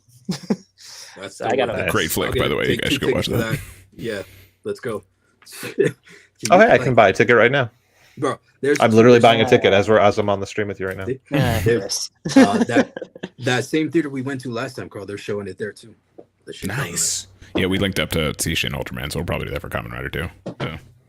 I'm seeing this with my buddy Sean as of now, and I'm excited for this because he's a fan of Evangelion, and I've seen Shin Godzilla. I have not watched Shin Ultraman yet. I'm a new convert to the house of the giant alien monster buster. But I'm looking forward to this. The trailer looks incredible. I'm excited for it. Straight up. Really. I like that it's under the anime category of Fathom Events. Yeah, it's true. That's the best part. So that's the thing. If you use Fandango, you can buy your tickets. If you try to use Fathom Events, you have to wait. Yeah. So I'm literally, because I signed up for Fandango Alert, so I'm literally like buying my $18.14 ticket and seat J6 as I finish up here. I got my tickets, and that was a good $40 well spent for 2 tickets. I wish I had a friend. I'm going solo. I'm likely going to be seeing this by myself. I'm pretty sure I'm one of the only 3 Toku fans here in my city, and the only other time I talk to those two is when they're asking, like, "Hey, have you seen this Lightning Collection figure?" I just bought the last Lightning Collection figure that you're probably trying to get. Now, in my defense, one other person has bought a ticket for this because the seating assignment showed that there's one other seat taken. So I will not be by myself, but I will be rocking my Team Kamen Rider jersey. I've decided. Nice. Yes. I got like those. It's the only other time I'm gonna ever. I wore it to PMC and I'll wear it to this, and that's it. I wore it on stream like maybe twice. I don't own any Kamen Rider hang on my chair. shirts that fit me. I can't bring my CSMDN driver. I can't bring my K-Touch 21. Gary, don't be that guy. Don't be the guy that shows up like with all the toys and stuff like that. Don't be that guy. I'm not going to. Don't be that guy. It was a joke. I mean, Gary, you can be that guy. You could probably still get the Shin Kamen Rider shirts off of Uniqlo. I got like both of them from there. Now, I have a question, Reggie. I'm a very large man. Do they have sizes for very large men? I mean, I can look at my phone while you're... Please do. If they have like a 3, let me know. Okay. But anyway, so that's Shin Kamen Rider. Then Monday we have Lightning Collection news. Josh has to buy all these at some point. Lightning Collection, Cobra Kai, Johnny Lawrence. I'm going to be dead honest with you. I have not seen Cobra Kai. I have never watched the Karate Kid franchise. No. Cobra Kai is fun. I have to be honest. Like, I wasn't a huge fan of the Karate Kid movies, but like Cobra Kai, I'm a sucker for stupid teen dramas, and that's what that show turns out to be. I'm like, oh man, now I'm hooked on it. I'm into the characters, but even I'm not buying these figures. Gotcha. I mean, he's an Ninjetti Ranger too. That's kind of cool. Yeah. All the Cobra Kais are Ninjetti. Boar coin though, come on. Yeah, I know. I don't know, like because he's a boorish human. It's fine. Eagle Fang Karate, and they give him a boar. Like what? Dang. I think it's also just funny that of all the franchises that are getting a Lightning Collection crossover outside of TMNT, which makes sense because there was a TMNT Power Rangers crossover comic, which is very good. We're getting randomly Cobra Kai. It just bothers me that he's the boar and the show is called Cobra Kai. Yeah, who's getting the Cobra? Who's getting who's getting the Kai? You know, so there's that was stupid. I'll go home. You can just sign me out, Reggie. It's fine. Show's over. Show's over. That's it. Sorry, guys. What are you doing? Yeah, we have Daniel and Samantha representing, Miyagi-Do. Daniel is the white crane. Like Samantha, I think she's pink. Is she the pink mantis? I think. Then we have the skeleton putty. So like basically, and like I think one of the first episodes of Cobra Kai, or like a callback to like when they were all dressed up like the skeletons or something. Some reference to the first movie. It's the first movie when Johnny really fights Danny for the first time. He's dressed in a Halloween costume, and it's a skull. He's dressed as a skeleton. So yeah, the skeleton putties are the ones that have Cobra Kai stamped on their backs. Yeah, okay. And then we have Johnny as Eagle Fang, Black Boar. But then again, knowing Johnny's mentality, he might think that a boar is a type of eagle. It's true. This is true. I mean, he's the one who thinks that eagles have fangs. So. Like if you haven't watched Cobra Kai, like Johnny's character is fantastic. Like he carries that show. Okay. He does. Johnny's played by Zabka, right? Yes. Yeah, yes. Exactly. I know that because of How I Met Your Mother. Yep. That's the guy you're looking at. Okay, so like I said, if you're into this, then cool. Like I said, Josh has to buy everything because he's buying everything Lightning Collection. He's not buying these though. Not yet. Ryu and Chun were pretty cool, so I'm down for some crossovers. Yeah. Like I gotta say though, for Ken and Chun, what's her face, Cammy weren't great, but whatever. Yeah, I thought you knew your fighting games. What's up? I know. Oh, I just stumble over that. I just stumble over that. Because it's Cammy. She doesn't wear pants. Carl, come on. She's wearing pants. What? She's not wearing pants. I don't know. Of the Cobra Kai figures, though, Johnny's is probably the one that has the closest civilian head sculpt to the actor. Daniel's is a little off. Same with Samantha. I mean, it still looks like someone hit him with a stick repeatedly, but yeah. But that's typically how Johnny is in the show. Anyway, he looks like Sloth from the Goonies. Crossover if we decide. I'm sorry, I'm not. Yeah. Did I mention I'm not into the Lightning Collection or Power Rangers? My bad. You're fine. You're fine. Although Carl, this next news story may actually make you happy. We got the full trailer for Don Brothers vs. Zenkaiger. I'm going to be dead honest here. I have not watched Don Brothers. I have not watched Zenkaiger, so I don't care. I don't like either of these seasons. Why is this for me?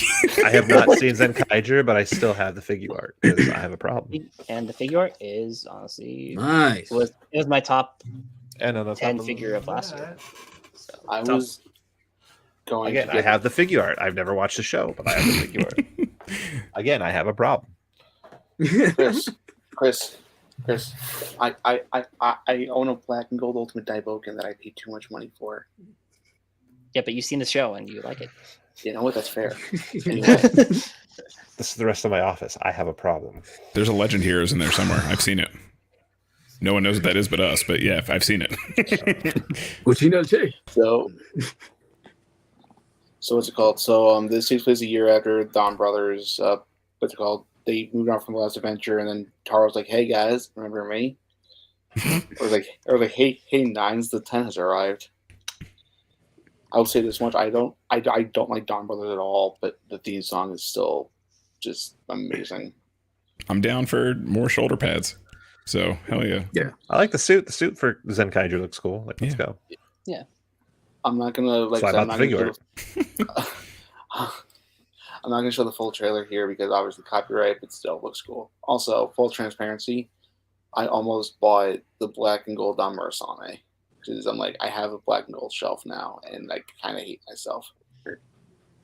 So you're saying you bought a black and gold Zap NFT Megazord is what you're saying? I haven't. Dang. On blast. Well, they put up for pre-order without the NFT this time. It has sold out though, but I'm only in it for the NFT. But now the NFT bros are going to be pissed off that they literally bought something. Change your name to Crypto Carl. Yeah. Welcome to the new stream, Crypto Carl, where I tell you all the crypto bro monkeys. It's funny because they put it up for pre-order. It was in my cart. I went to go check out, and I said, I can't justify it. I don't need it that bad. But it made it to your cart, though. Is what you're saying? It's there. Yeah. Waiting. Watch. That reminds me, I do things pre-orders I need to cancel. Thank you for reminding me of that. No problem. Yeah, don't worry. I canceled my WFC Prime because I was like, I don't want it that badly. The figure from 2010 is still better, in my opinion. Yeah. But moving on from there, back to Power Rangers. Hi, Vaughn. That thing sold out, didn't it? On Amazon, apparently. Now, see, I'm not that into the Lightning Collection anymore. Same. I've kind of bowed out a lot of it, but like, I'm not gonna lie, like all three of these figures, I'm kind of like, I might just because I like those teams, like. Mm-hmm. And I think there's part of it is attached to the Sentai part of it too, because it's like, man, like there is no other way to get these figures. Because I love the Sentai too, so it's like, yeah. Well, I mean, for Go-Go 5, didn't they do the whole Soto set? Yeah, but if he wants a figure art size thing or I want a 1/12 scale figure, he's gonna have the Lightning Collection. I'm not gonna lie, like they announced, Lightspeed Chad, and like I met Mike Chat, so part of me was like, do I do it? Is this the first Lightning Collection I buy? Like Mike Chat's a cool dude. I met him. That's the only connection I have to that season whatsoever. I met Strong Stevie Johnson at PNC 2018. Dude's fantastic, and my buddy Fizz has to actually buy Lightspeed Rescue Blue now. He loves Lightspeed Rescue as well. But he and Mike Chat was the person that they were using to train on the state side people that they cast for Power Rangers. Oh, really? So they would do boot camp with him before something like of the last like 6, or was it the last like maybe it was like the last like 4 at least female Power Rangers have gone through were people that he had been working with personally. That's cool. I didn't know that. That's awesome. Is there a reason these 3 in particular, or have they ever had figures? This is strictly a marketing standpoint. I mean, red, yellow, blue. But I mean, TJ. I mean, aside from it's when you look at things strictly from a marketing standpoint, right? Like, so you're like, hey, we're not only giving you a Red Ranger, we're giving you the first Black Red Ranger. I see. Okay.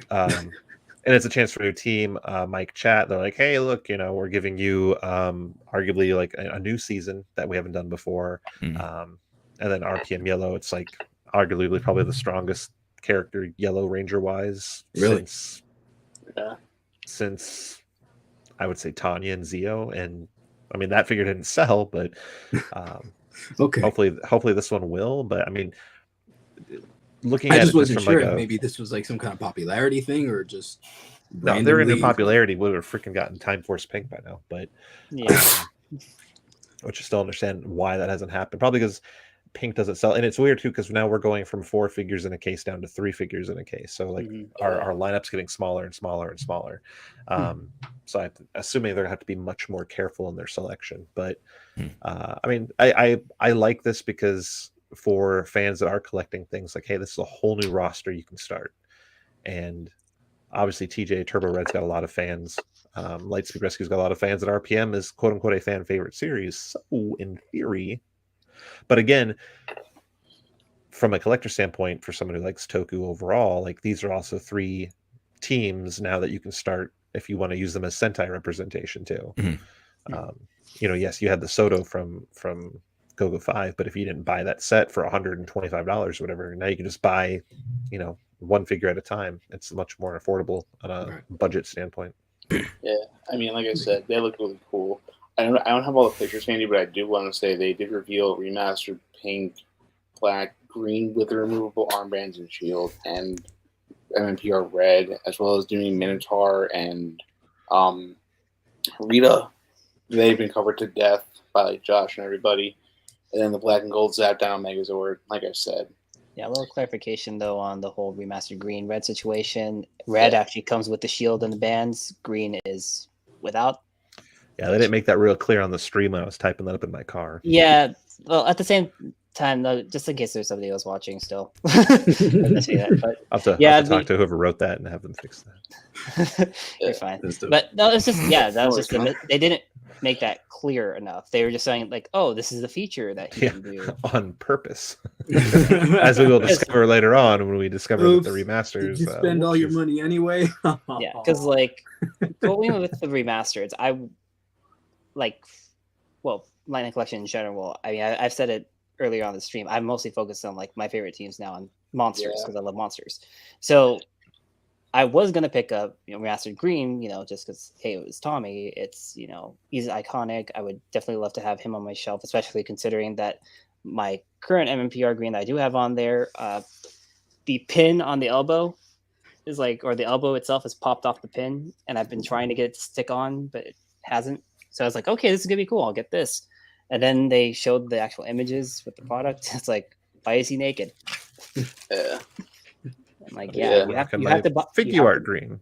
Did they ever do a Zach with the Dragon Shield in the Lightning Collection? No. Yes, they did. He was a Walgreens exclusive, and he was like one of the early ones. Nice. Yeah, so I have that one too.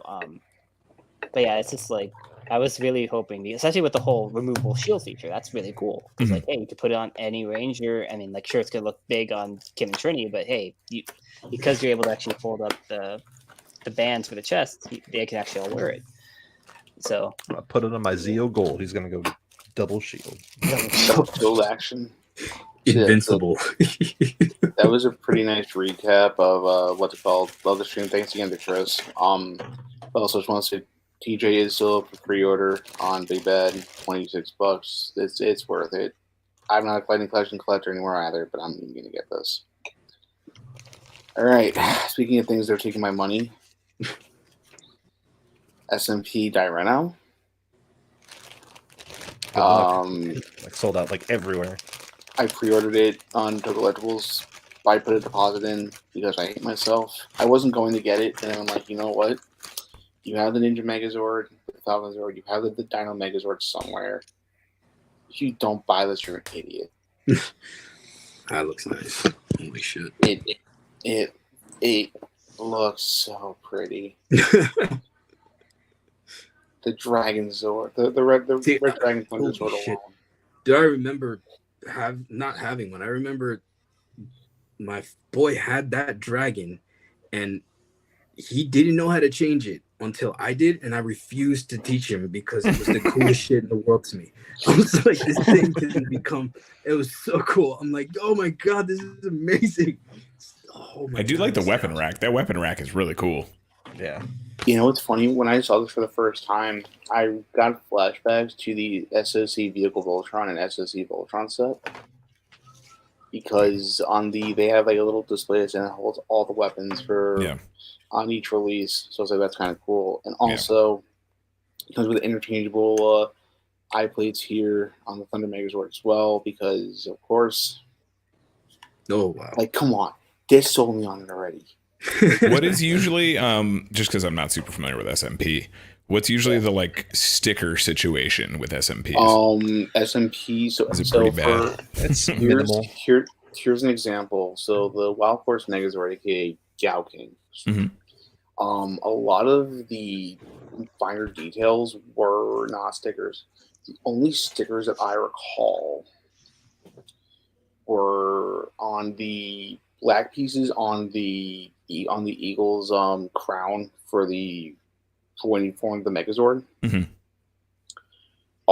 The Bison had some stickers, but what I do remember the most is on the SMP for the Mastodon, mm-hmm. for the OG Megazord, all the ears for the elephant for the Mastodon Zord, those are stickers.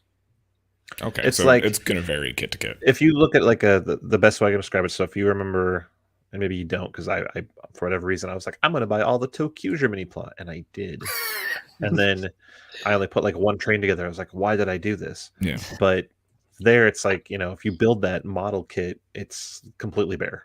You put everything on yourself. On an SMP, it's more like maybe 25% sticker, 75%. Like it's either going to be plastic that's already painted, or it's going to. That was kind of what I was thinking, because like I haven't gotten into mini plot or SMPs, but I build Gundams, which you guys may or may not know, and like that's kind of part of it. Like I just hate stickers, so I like when the plastic is actually color separated and like correct colored, not like a bunch of color correction stickers. So there's also one extra benefit, Carl. The faces for the Megazord, those aren't stickers; those are painted. That's cool. I like that a lot. Yeah, the little stickers like where eyeballs go and stuff. You don't have to put those on; those are usually painted or already applied.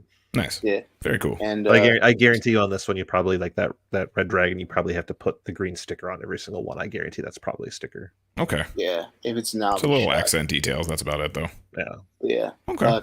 Tokuletals had this up for pre-order. I wasn't going to do the full one. And then by the time I went back, what's it called? Only the deposit was available, and I said, you know what, screw it. Although speaking of Gundam, Carl, since I know you're into Gundam like I am, did they get you on the Epion and or the Rose and or? I have 2 roses coming. So I have one coming, and I don't know where it is because FedEx hasn't updated the tracking. Yeah, it should be here soon. It'll probably show up randomly. That one's for my boy. I got an extra one for me. So it's okay because they got me on the real grade Epion because of course they did. I love Gundam Wing. Anyway. Bit of a shocker. Window box is coming back to not only the Lightning collection, but also the Transformers as well. I think. Yeah, every brand that currently is windowless in Hasbro that's adult or can have adult orientation to it, like adult collectors, are going back to window boxes with plastic in front of it. No more head snatching. Thank God. And no more somebody returns a figure and it turns out it's not the figure. Yeah, no more what's in the box surprises. so then that means I can't take the head off of LeBron James anymore. Damn it. Dang. That was a solid 2021 reference. That was tight. I mean, like a lot of the like Space Jam 2, what up? A lot of the Across the Spider-Verse like basic figures I see at Target. I've seen them without heads. The Black Panther Wakanda Forever figures. I've seen the Cherries without their heads. Like all the basic like easy, like, oh, this is for like 5-year-olds and things like that. Like specifically for that age group. I've seen them headless like throughout this past year.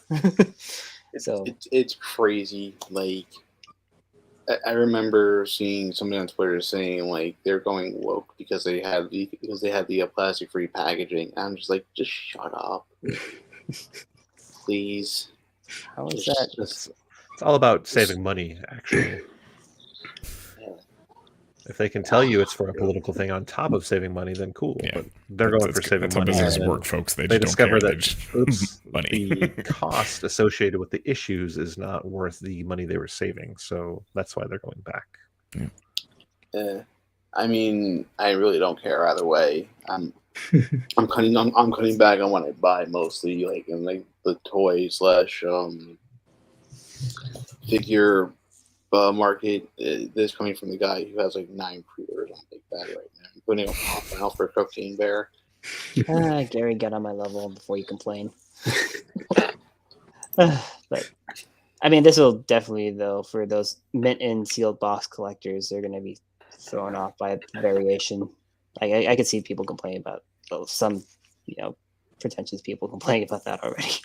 Well, I it's think not going to be the same. The only people that are going to be upset about the windowless boxes or the removal of the windowless boxes are going to be online retailers who I'm assuming had a boom in business because it was much easier to guarantee yourself not having tampered product by ordering from an online store than it was trying to roll the dice going into the retail store to buy it.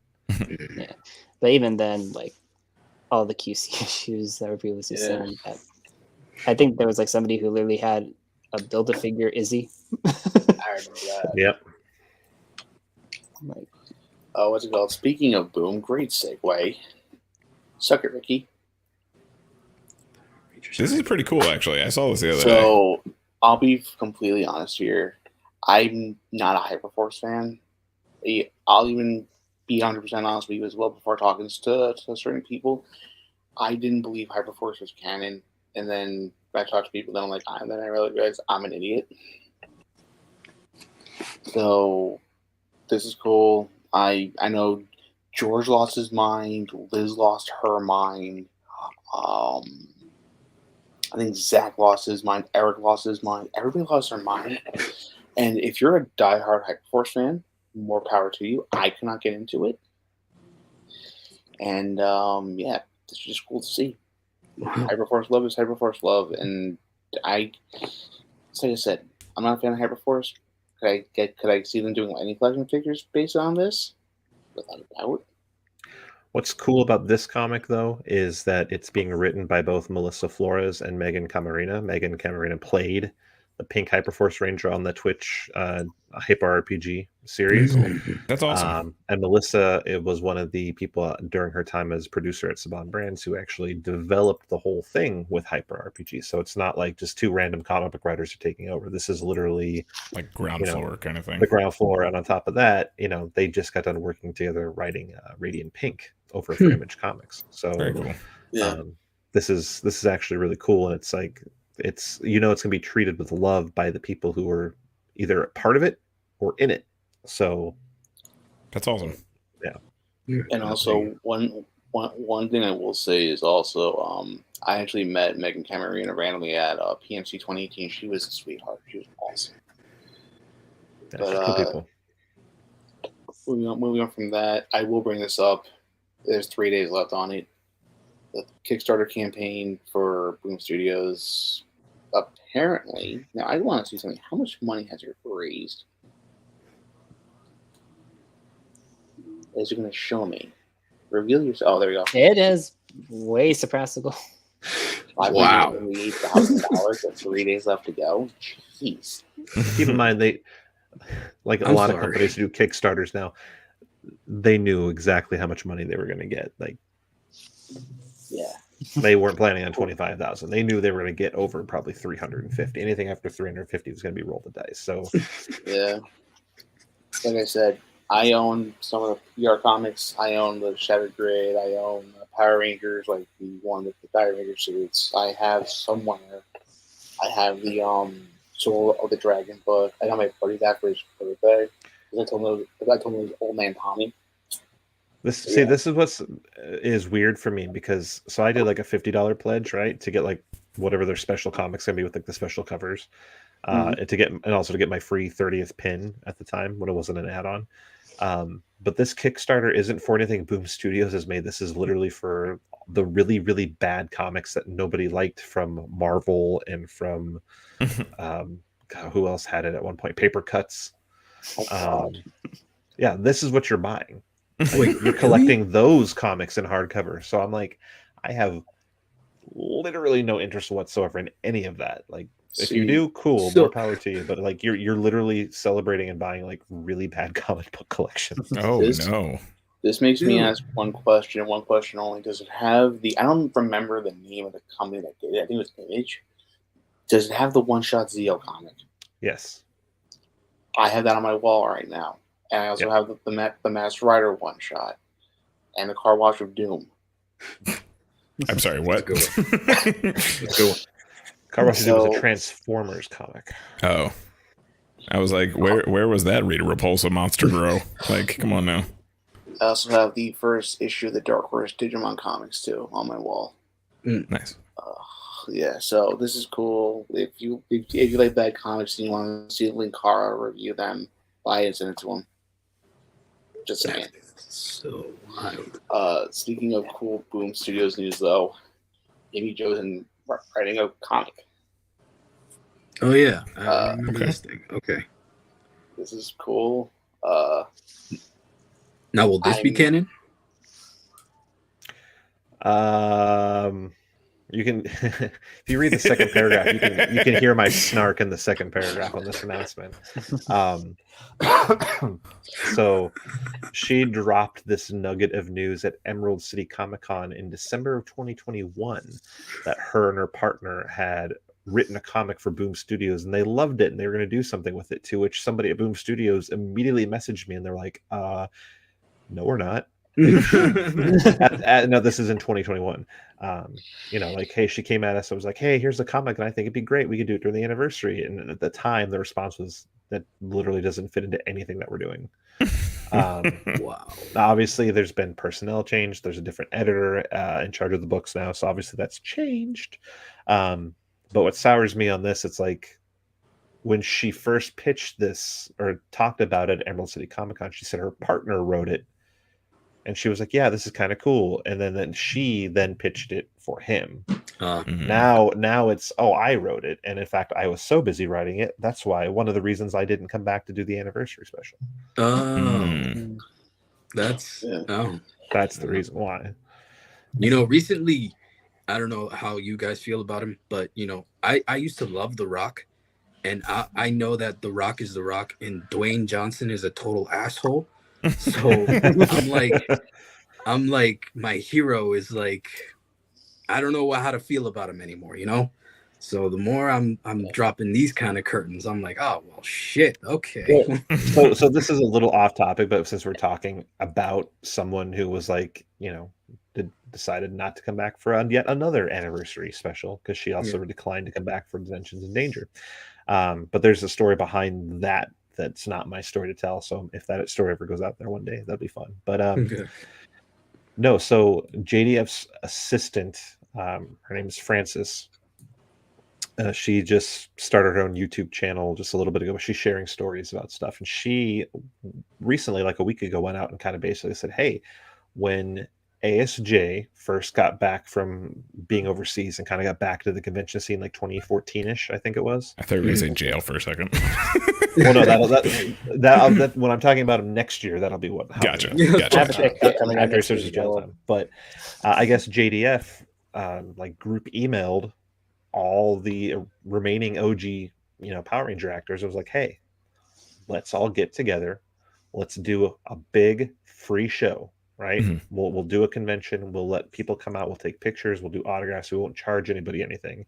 And then after that, we take it on the road. And then we start charging people. But we won't charge appearance fees. We'll just be there, and then we can charge whatever for pictures after the first. And we'll do like a Power Morphicon or something. And then after that, go across the country. So how cool would that be to have the original remaining 5? I think they were going to have like Karen, Johnny, and Steve also come too. So Jason, Narvi, Paul Schrar, get all of the whole cast together, and then you just get a big picture of the cast. That'd be cool, right? Hell yeah. They, according to Francis, all of them had concerns about the word free, and it never happened because none of them wanted to essentially do it for free first. they wanted to charge first. And he was like, if you charge first, no one's going to come out. You got to do it free first, and then mention it's going to be going on the road, you know? Yeah. But no, none of David Yost, Walter Jones, Amy Jo, I'm sure Paul and Jason did. Jason Irving, Pauly Schreier, they're awesome. But the Rangers themselves, they were like, no, we if we do it, we want to charge. You know, there's a line there. You know, like you kind of understand, because it's not like they've had super lucrative careers, but you know, if the idea is to, I don't know, double what you could make in one event, you know, like I don't know. Well, that's my argument was always, you know, the JDF and ASJ feud, right? Which again, France has gone on record saying JDF tried to squash it, and ASJ is the one who said, I'm good. I always said, like, if the two of them did a show together and charged $250 for a photo op together, they would sell out easily. They would sell out easily. And you just do a 50-50 split, call it good. They'd make more money than they would. Well, maybe not JDF, but ASJ would make more money doing that than he would, you know, doing something on his own. Yeah. And they never did it. And it's like, that was such a gold mine just waiting to be taken care of. But you have all these big heads that think that they're more important singularly than they are as a team. They're not. They don't remember that together they are more. Yeah, I was gonna say there was an entire show that has multiple seasons about that. I had to slip that one. Sure, they read lines that said that exactly. They needed more coin than this one. So that's where, like, so when I look at this story, it's like, oh, Amy Jo's writing a comic. I'm like, yay. You know, like she even went on record. She's like, I've only watched like 2 episodes of my series. Great, and you're writing a comic book now? Yeah. Like, you only watched 2 episodes of, like, you just recently said, only recently in the last 30 years have you gone back and watched any of Mighty Morphin, and even then it's only been a couple episodes, and now you're going to write a comic book about it? It's probably this is not my ooh, I'm so excited to read it face. You know, this is my okay, cool. Like, you're cool. You're getting a comic. Cool. I'm glad you're being involved in the fan community again, and this time it's not for fundraising one of your movies. I get it. You know, but I'm just like, when you look at, like, again, this is just, I get it. Like, actors can do whatever they want to do, blah, blah, blah, leave Brittany alone. I get it, whatever. But you look at people like Catherine Sutherland and Nakia Burrise, right? They just do a free, you know, bi-weekly YouTube show where they watch Power Rangers and talk about it. That's not going on. That's still dope. But I mean, I would do that. They do that. And then, you know, and Catherine's come back twice now. You know, I'm sure Nakia would come back to the show if they asked her to. You know, so it's just, you know, Amy Jo, the only time she came back was to be a guest spot on a theatrical movie. Right. You know, and it's just, it gets frustrating to want to remain a fan and get all excited when they're involved in something. But it's like, okay, well, why are you involved in this when you've turned out all this other cool stuff? Like, you could have, if she came back for that special, if she had come back for Once and Always, it's like you can almost guarantee she would have stole the entire show. Like, people would have been so excited to see her back. Like, it'll move mountains if she ever comes back, and I do not believe she will ever come back. She won't. Chris, real quick before we move on, because we've been almost at this for almost 2.5 hours. Can you send me the link to Francis' channel? Yes. I actually am curious about this. So, speaking of behind the scenes stuff, Shin Megami, Ultraman, and Blazer. Conveniently announced on 420. Hey, man. We have holidays too. It's going to be available from July 8th. Thank you, Chris. I will add that to my listen list for work tomorrow. So, as of April 1st, 21st, 7 a.m. JST, it was announced that Ultraman Blazer will be available from July 8th on TV Tokyo in Japan. But not only that, I don't know if the sub version is going to be on YouTube. I'm assuming it is, because that's what they did for, like, Trigger, Zed, and everything else. But we're getting a simuldub. Like, that's what's up. Do we have a cast? No, not yet. Not the dub, no. Not the dubcast. But... I wonder what makes Subaraya be like, oh, Toei doesn't want to do English subs for their Kamen Rider? Well, that's fine. We'll do subs and we'll do dubs right away, same time. Yo. The main shtick is we still can't sell any merch, but everyone will watch the show. Yeah. Yeah, I'll say this much. Like I said, I'm a recent convert to the the Holy Church of Ultraman, and I'm actually excited to watch this live. Because the monster designs are just bangers. Ultraman available worldwide. Still one of the worst selling items out of Bandai's line. It's wild. Like the disparity is like I'm not trying to poo-poo on Ultraman because like I get it, it's very popular. I've never been able to get into it, but it's like like it's available worldwide in so many languages, so easily accessible. I could go on Amazon right now and buy 20 years of Ultraman and watch it, and it'll be delivered within like 3 days. And Kamen Rider still sells more than Ultraman does in the US. So, that's really I gotta say, this design is very, very nice to see them change the helmet way more than they ever have recently. Like, Rob, you can stop there. We just know you like it because Heart is the main character. You don't have to like fluff before that you up. even said that, I didn't even know, and now I'm just like, wow. Okay. Like you don't have to sugarcoat and make it seem like you're really into the show. We know it's just because Heart's the main dude. Heart is I do like the color variation on the suit, though. Watch the entire cast of Kamen Rider Drive will eventually guest star in this. It's kind of cool though. I would watch it. I'm not gonna. Yeah. Just Fumika's episode. I'll check that one out. Like, you got me. We'll see. Here's the thing. I also love how it's the subtle reference to Heart because there's like the blue arteries, the red blood. That might be elements. That might be I think you're a very deep cut. Yeah. That's a surgery. That's cut. like being like, oh yeah, the little flame on his eye is a reference to Kamen Rider Heart when his helmet looked terrible. So does the pattern only on one leg? Oh yeah. Okay, that's dope. Pattern goes. That's called heart disease. The other side's clogged. It's my Widowmaker. Oof. Oh, too soon. So they're referencing Kevin Smith almost dying? That's horrible. No, man. I didn't go there. You went there. I didn't go there. Oh, dang. Nobody named names. We're just making Heart jokes. Damn. I started the car. You're the one who drove it off the cliff. If you're drinking a gallon of milk a day, I mean, you gotta figure some kind of logic there. So, So the lead director on this is Kiyotaka Taguchi, who's been directing the Ultraman series since Z, and that's actually involved in the next story. But yeah, I'm looking forward to this. The trailer's out on YouTube. I watched this and my mind was blown. Can't be more boring than Trigger, so that's cool. damn. Is Trigger really that bad? It's on my pretty list. boring. Honestly, it's pretty boring. It just doesn't like. I was like, "Yep, this is Ultraman. Here we go. All right." Well, Ultraman Z. I was like, "Hell yeah, this is Ultraman. Let's go." Man, this isn't bad. I really like this look. At least I like the look. He uses space Muay Thai, so I'm here for it. I'm hoping the theme song is just as good as Zets and Orbs and Tiga's 4Kids theme song is still fire. Hey, that could be something if we do a reaction series. I have not seen any Ultraman openings, so. There you go.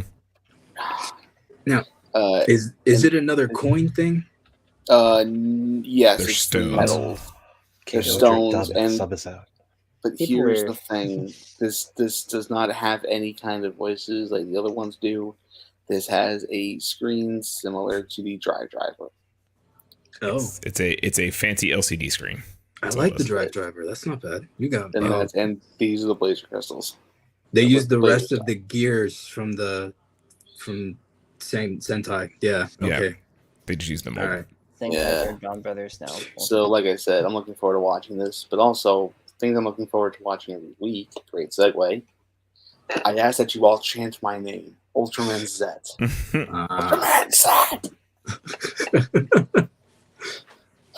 Sorry, I couldn't. It's the big so.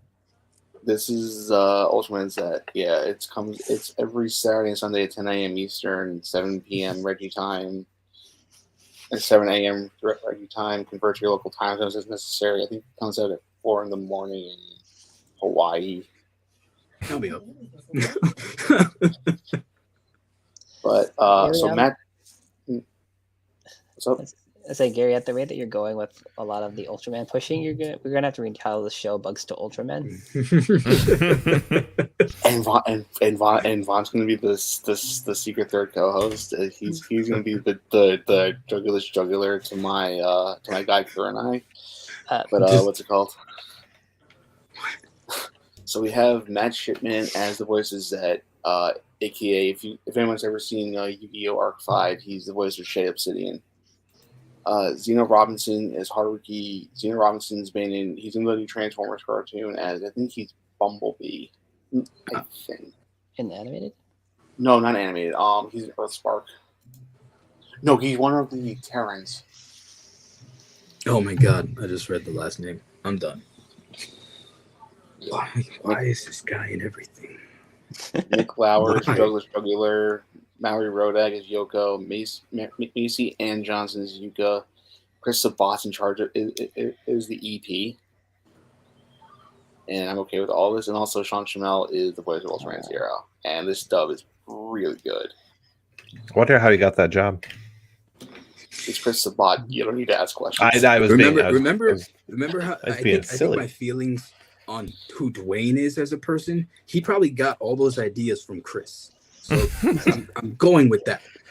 Well, I mean, it's not like Sean Chamel has anything to do right now, anyways. I'm sure they have another DBZ game to work on. Okay, come on. Some mobile game. Yeah, the voice roller. And then the only other news before we get to the fighting game news is just real quick. The Blazer news with Dub. That makes me really basically, I already mentioned this news too. Yeah. Because you were on the same news. Sorry. Yep. All right, and now it's time. Same news, different format. And now it's time for the news that got revealed today. Soul Calibur 6 Taki. Yep. Old school Taki. No, this is the new Taki. That looks like her old suit. No, this is her Soul Calibur 6 redesign. It says it in the corner. Probably why but I'm saying it looks like a blanket or something. She wears a skin-tight bodysuit, and then they gave her some armor to be like, "Hey, kid, stop looking at her boobs." Are you gonna? Yeah. Oh, nobody's gonna. Yeah, no, it didn't do that. It didn't do that. You just look at them right away. Yeah. But she needs a blanket or something. Oh, She's someone's daughter.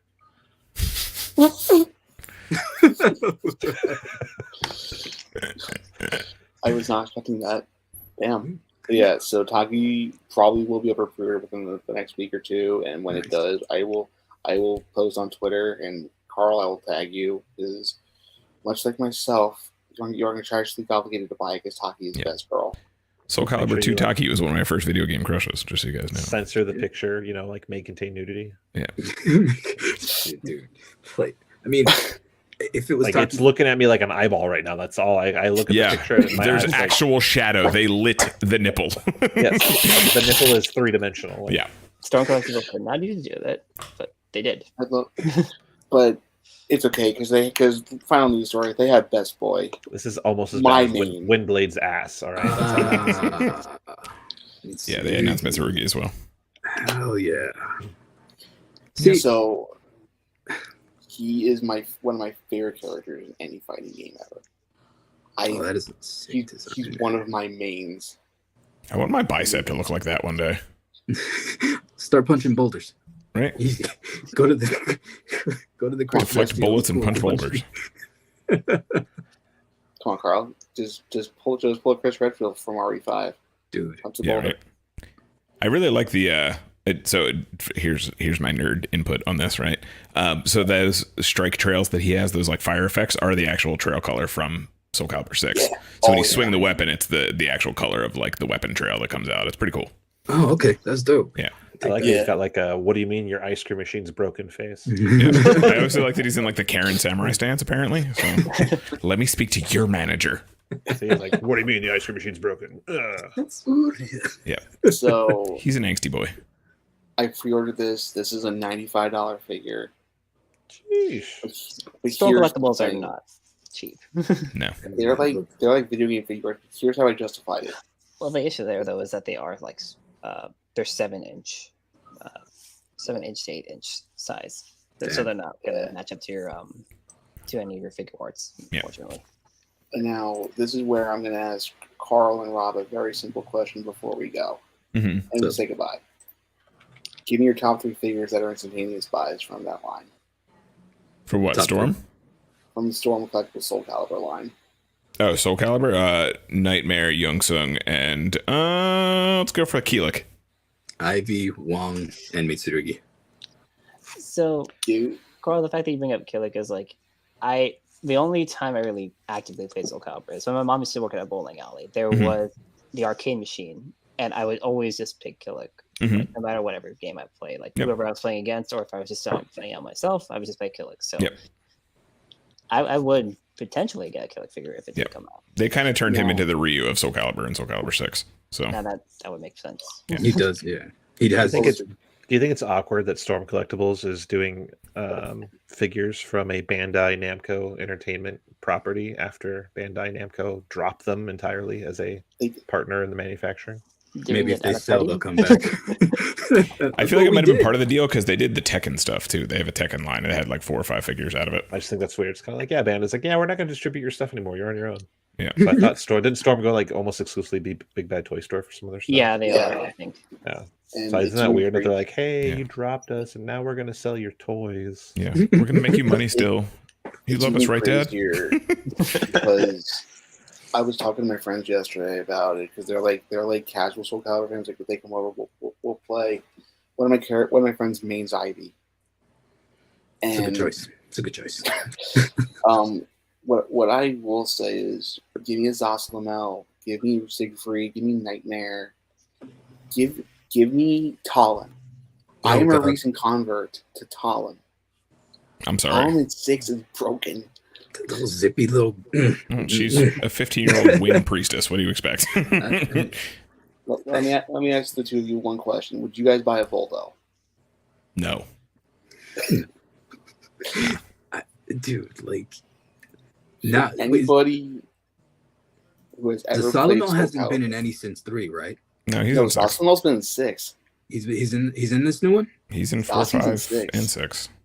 Zasi is my favorite character in Soul Calibur. Yeah, he's been in every one since he debuted. Good. So pretty much, for Reggie and Chris. So in 6, they introduce these things called critical edge, which are like powerful like finishing moves. And Zasano's is pretty much like he does like one giant slash with his sight. Zawoldo. He does Zawoldo. He snaps his finger. He's dead. Nice. All right. Yeah. Good. As it should be. So we've been doing this for almost 2.5 hours. I still got to go take a shower before work tomorrow. Thank you guys for joining us. Chris, where can the people find you on the internet? Probably just on Twitter at TokuChris. I try not to make as much of a wave as I used to. So I'll go ahead and remove the locations or the other places they can find you that I already put in the description. Take my address off the stream, please. It's okay. It's fully doxed now. There we go. Actually, Chris, before we move on, I have one question. Were you surprised, honestly, with the King Brace I sent you? I was actually. Thank you again for doing that. That was. You guys want to know this, but this was like many years ago. I got a King Brace off of eBay for $185 shipped. I posted on Twitter. Deno tagged Chris, and his life has not been the same since. and then I was looking at like last year, like, you know what? It's time for me to give this to the man who rightfully deserves it. What's fun too, because I have the I don't have the Bandai America one, but I have the Legacy one. Which I did try to sell, but I kept getting lowballed, so I never did sell it. But I don't. Somewhere over here. If you decide to sell your Dragon Dagger, let me know. I will buy that off you. I totally thought I didn't have the box, and then today, as I was cleaning out the closet in my office, I was like, "Oh, I have the box." Because I don't need it. I got the Super Sentai Artisan one. It's got the correct do on that one, so it's like it's got the cool stand. Rob, where can the people find you on the internet? Not talking about one of the greatest movies of all time, Siegfried and Roy, Master of the I have my own YouTube channel where I do the creepypasta stuff. That's just 6 Echoes. Check out the TikTok channels. It's 6 Echoes _ Tokudon. I do a couple of the Toku minutes on there. Other than that, I do the usual Tokudon podcast on Sundays with that maniac right here. Okay. I'm that maniac. That maniac to the right of me. Yeah. Yeah, I stream on Twitch, twitch.tv/KaijuCarl. We're there 4 nights a week, Monday, Wednesday, Friday, Sunday. Not this Sunday. Obviously, we're here doing this. But yeah, we do the Tokudon podcast every Sunday, talk about some Toku stuff. Usually just have a good time. And someone ends up making us design some kind of Toku thing, and Rob draws them. Yeah, they're very bad. I love it. They are masterpieces. Damn it. Masterpieces. But other than that, I stream some games. We usually end up talking about like Toku and stuff like that. Anyway, you guys check me out there or at Kaiju Carl on Twitter. And check out the Tokudon YouTube channel because we've been doing a lot of new content and things. And we have, speaking of fighting games, we had a new video come up about a Kamen Rider fighting game that is doing really well. So I listened to that at work last week, and thank you. I love and thank you for the Blade love. If we ever decide we're gonna do recaps again, like we used to do. Blade's kind of my claim to fame at this point. So, and we need to remind Cal about the bench. The bench, yes. Still never seen Blade. Rob changed that. Reggie changed that. Blade's amazing. We'll just apparently, since it's a thing now, we'll just watch it on Twitch. Like I can watch it right now. Like I have a Plex server that I can log into. I can just we'll all sit down and watch it together on a drive, and we can just Okay. I tried to do a Plex server on my old laptop, and that fried the motherboard. Oh, yeah, you need to have a dedicated too much power. A dedicated something to that. But Sir Reginald, where can they find you on the internet, sir? As per usual, you can find me at twitter.com/2KROs. You can also follow my Instagram, which is ReggieRain93. I've been putting a lot of pictures up there. And soon on this channel, my buddy Elliot told me that he finally got my birthday present from, he ordered it through one of our other friends, and our other friend didn't send him his stuff yet until probably yesterday. So I'll be putting up a review of the SH Figuarts 2 Kaiser coming up this week. So. Nice. I was wondering why he got 2 copies of 2 Kaiser. Now you know. I have 2 Kaiser somewhere too. I don't know why. Truth be told, I need to figure out how I'm going to review my Black Gold Ultimate Dialogue and stuff for the channel too. Like I said, get yourself some ring lights. You can take your phone, or you can take it outside, considering it's a huge, Megazord, and just someone buy my SH Figuarts Trideron. Yeah, I forgot I had one. I never even opened it out of the shipping box. It's still don't have the room with if I had the space, Chris. I like. That's the big car from Kamen Rider Drive. I like Drive. I like Drive. Just saying. Y'all can find me at twitter.com/gbakes93, twitter.com/gbakes007, aka Dragonlord 2200. I make it back into streaming Twitch because I've been playing Destiny 2 with my friends, but I've also been playing Ghostwire Tokyo. It's nice. FPS without guns. It's FPS with magic. Okay. No, I didn't get to play that. Okay.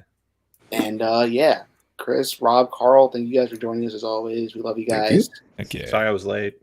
Okay, real life comes first, dude. I still had an hour though with you guys, so appreciate it. My next goal is to get Eric on here. Yeah, just give him notice. He'll come on. I'm surprised we haven't had Eric on here yet, to be honest. Eric's the man behind our logo. Yeah. Anyway, I must go prepare for work tomorrow. I will talk to you guys later. Reggie, end the stream, and I'll talk to you guys all later. Thank you guys for watching. The next episode is Shin Kamen Rider. So nice. Later. Cool. Dude.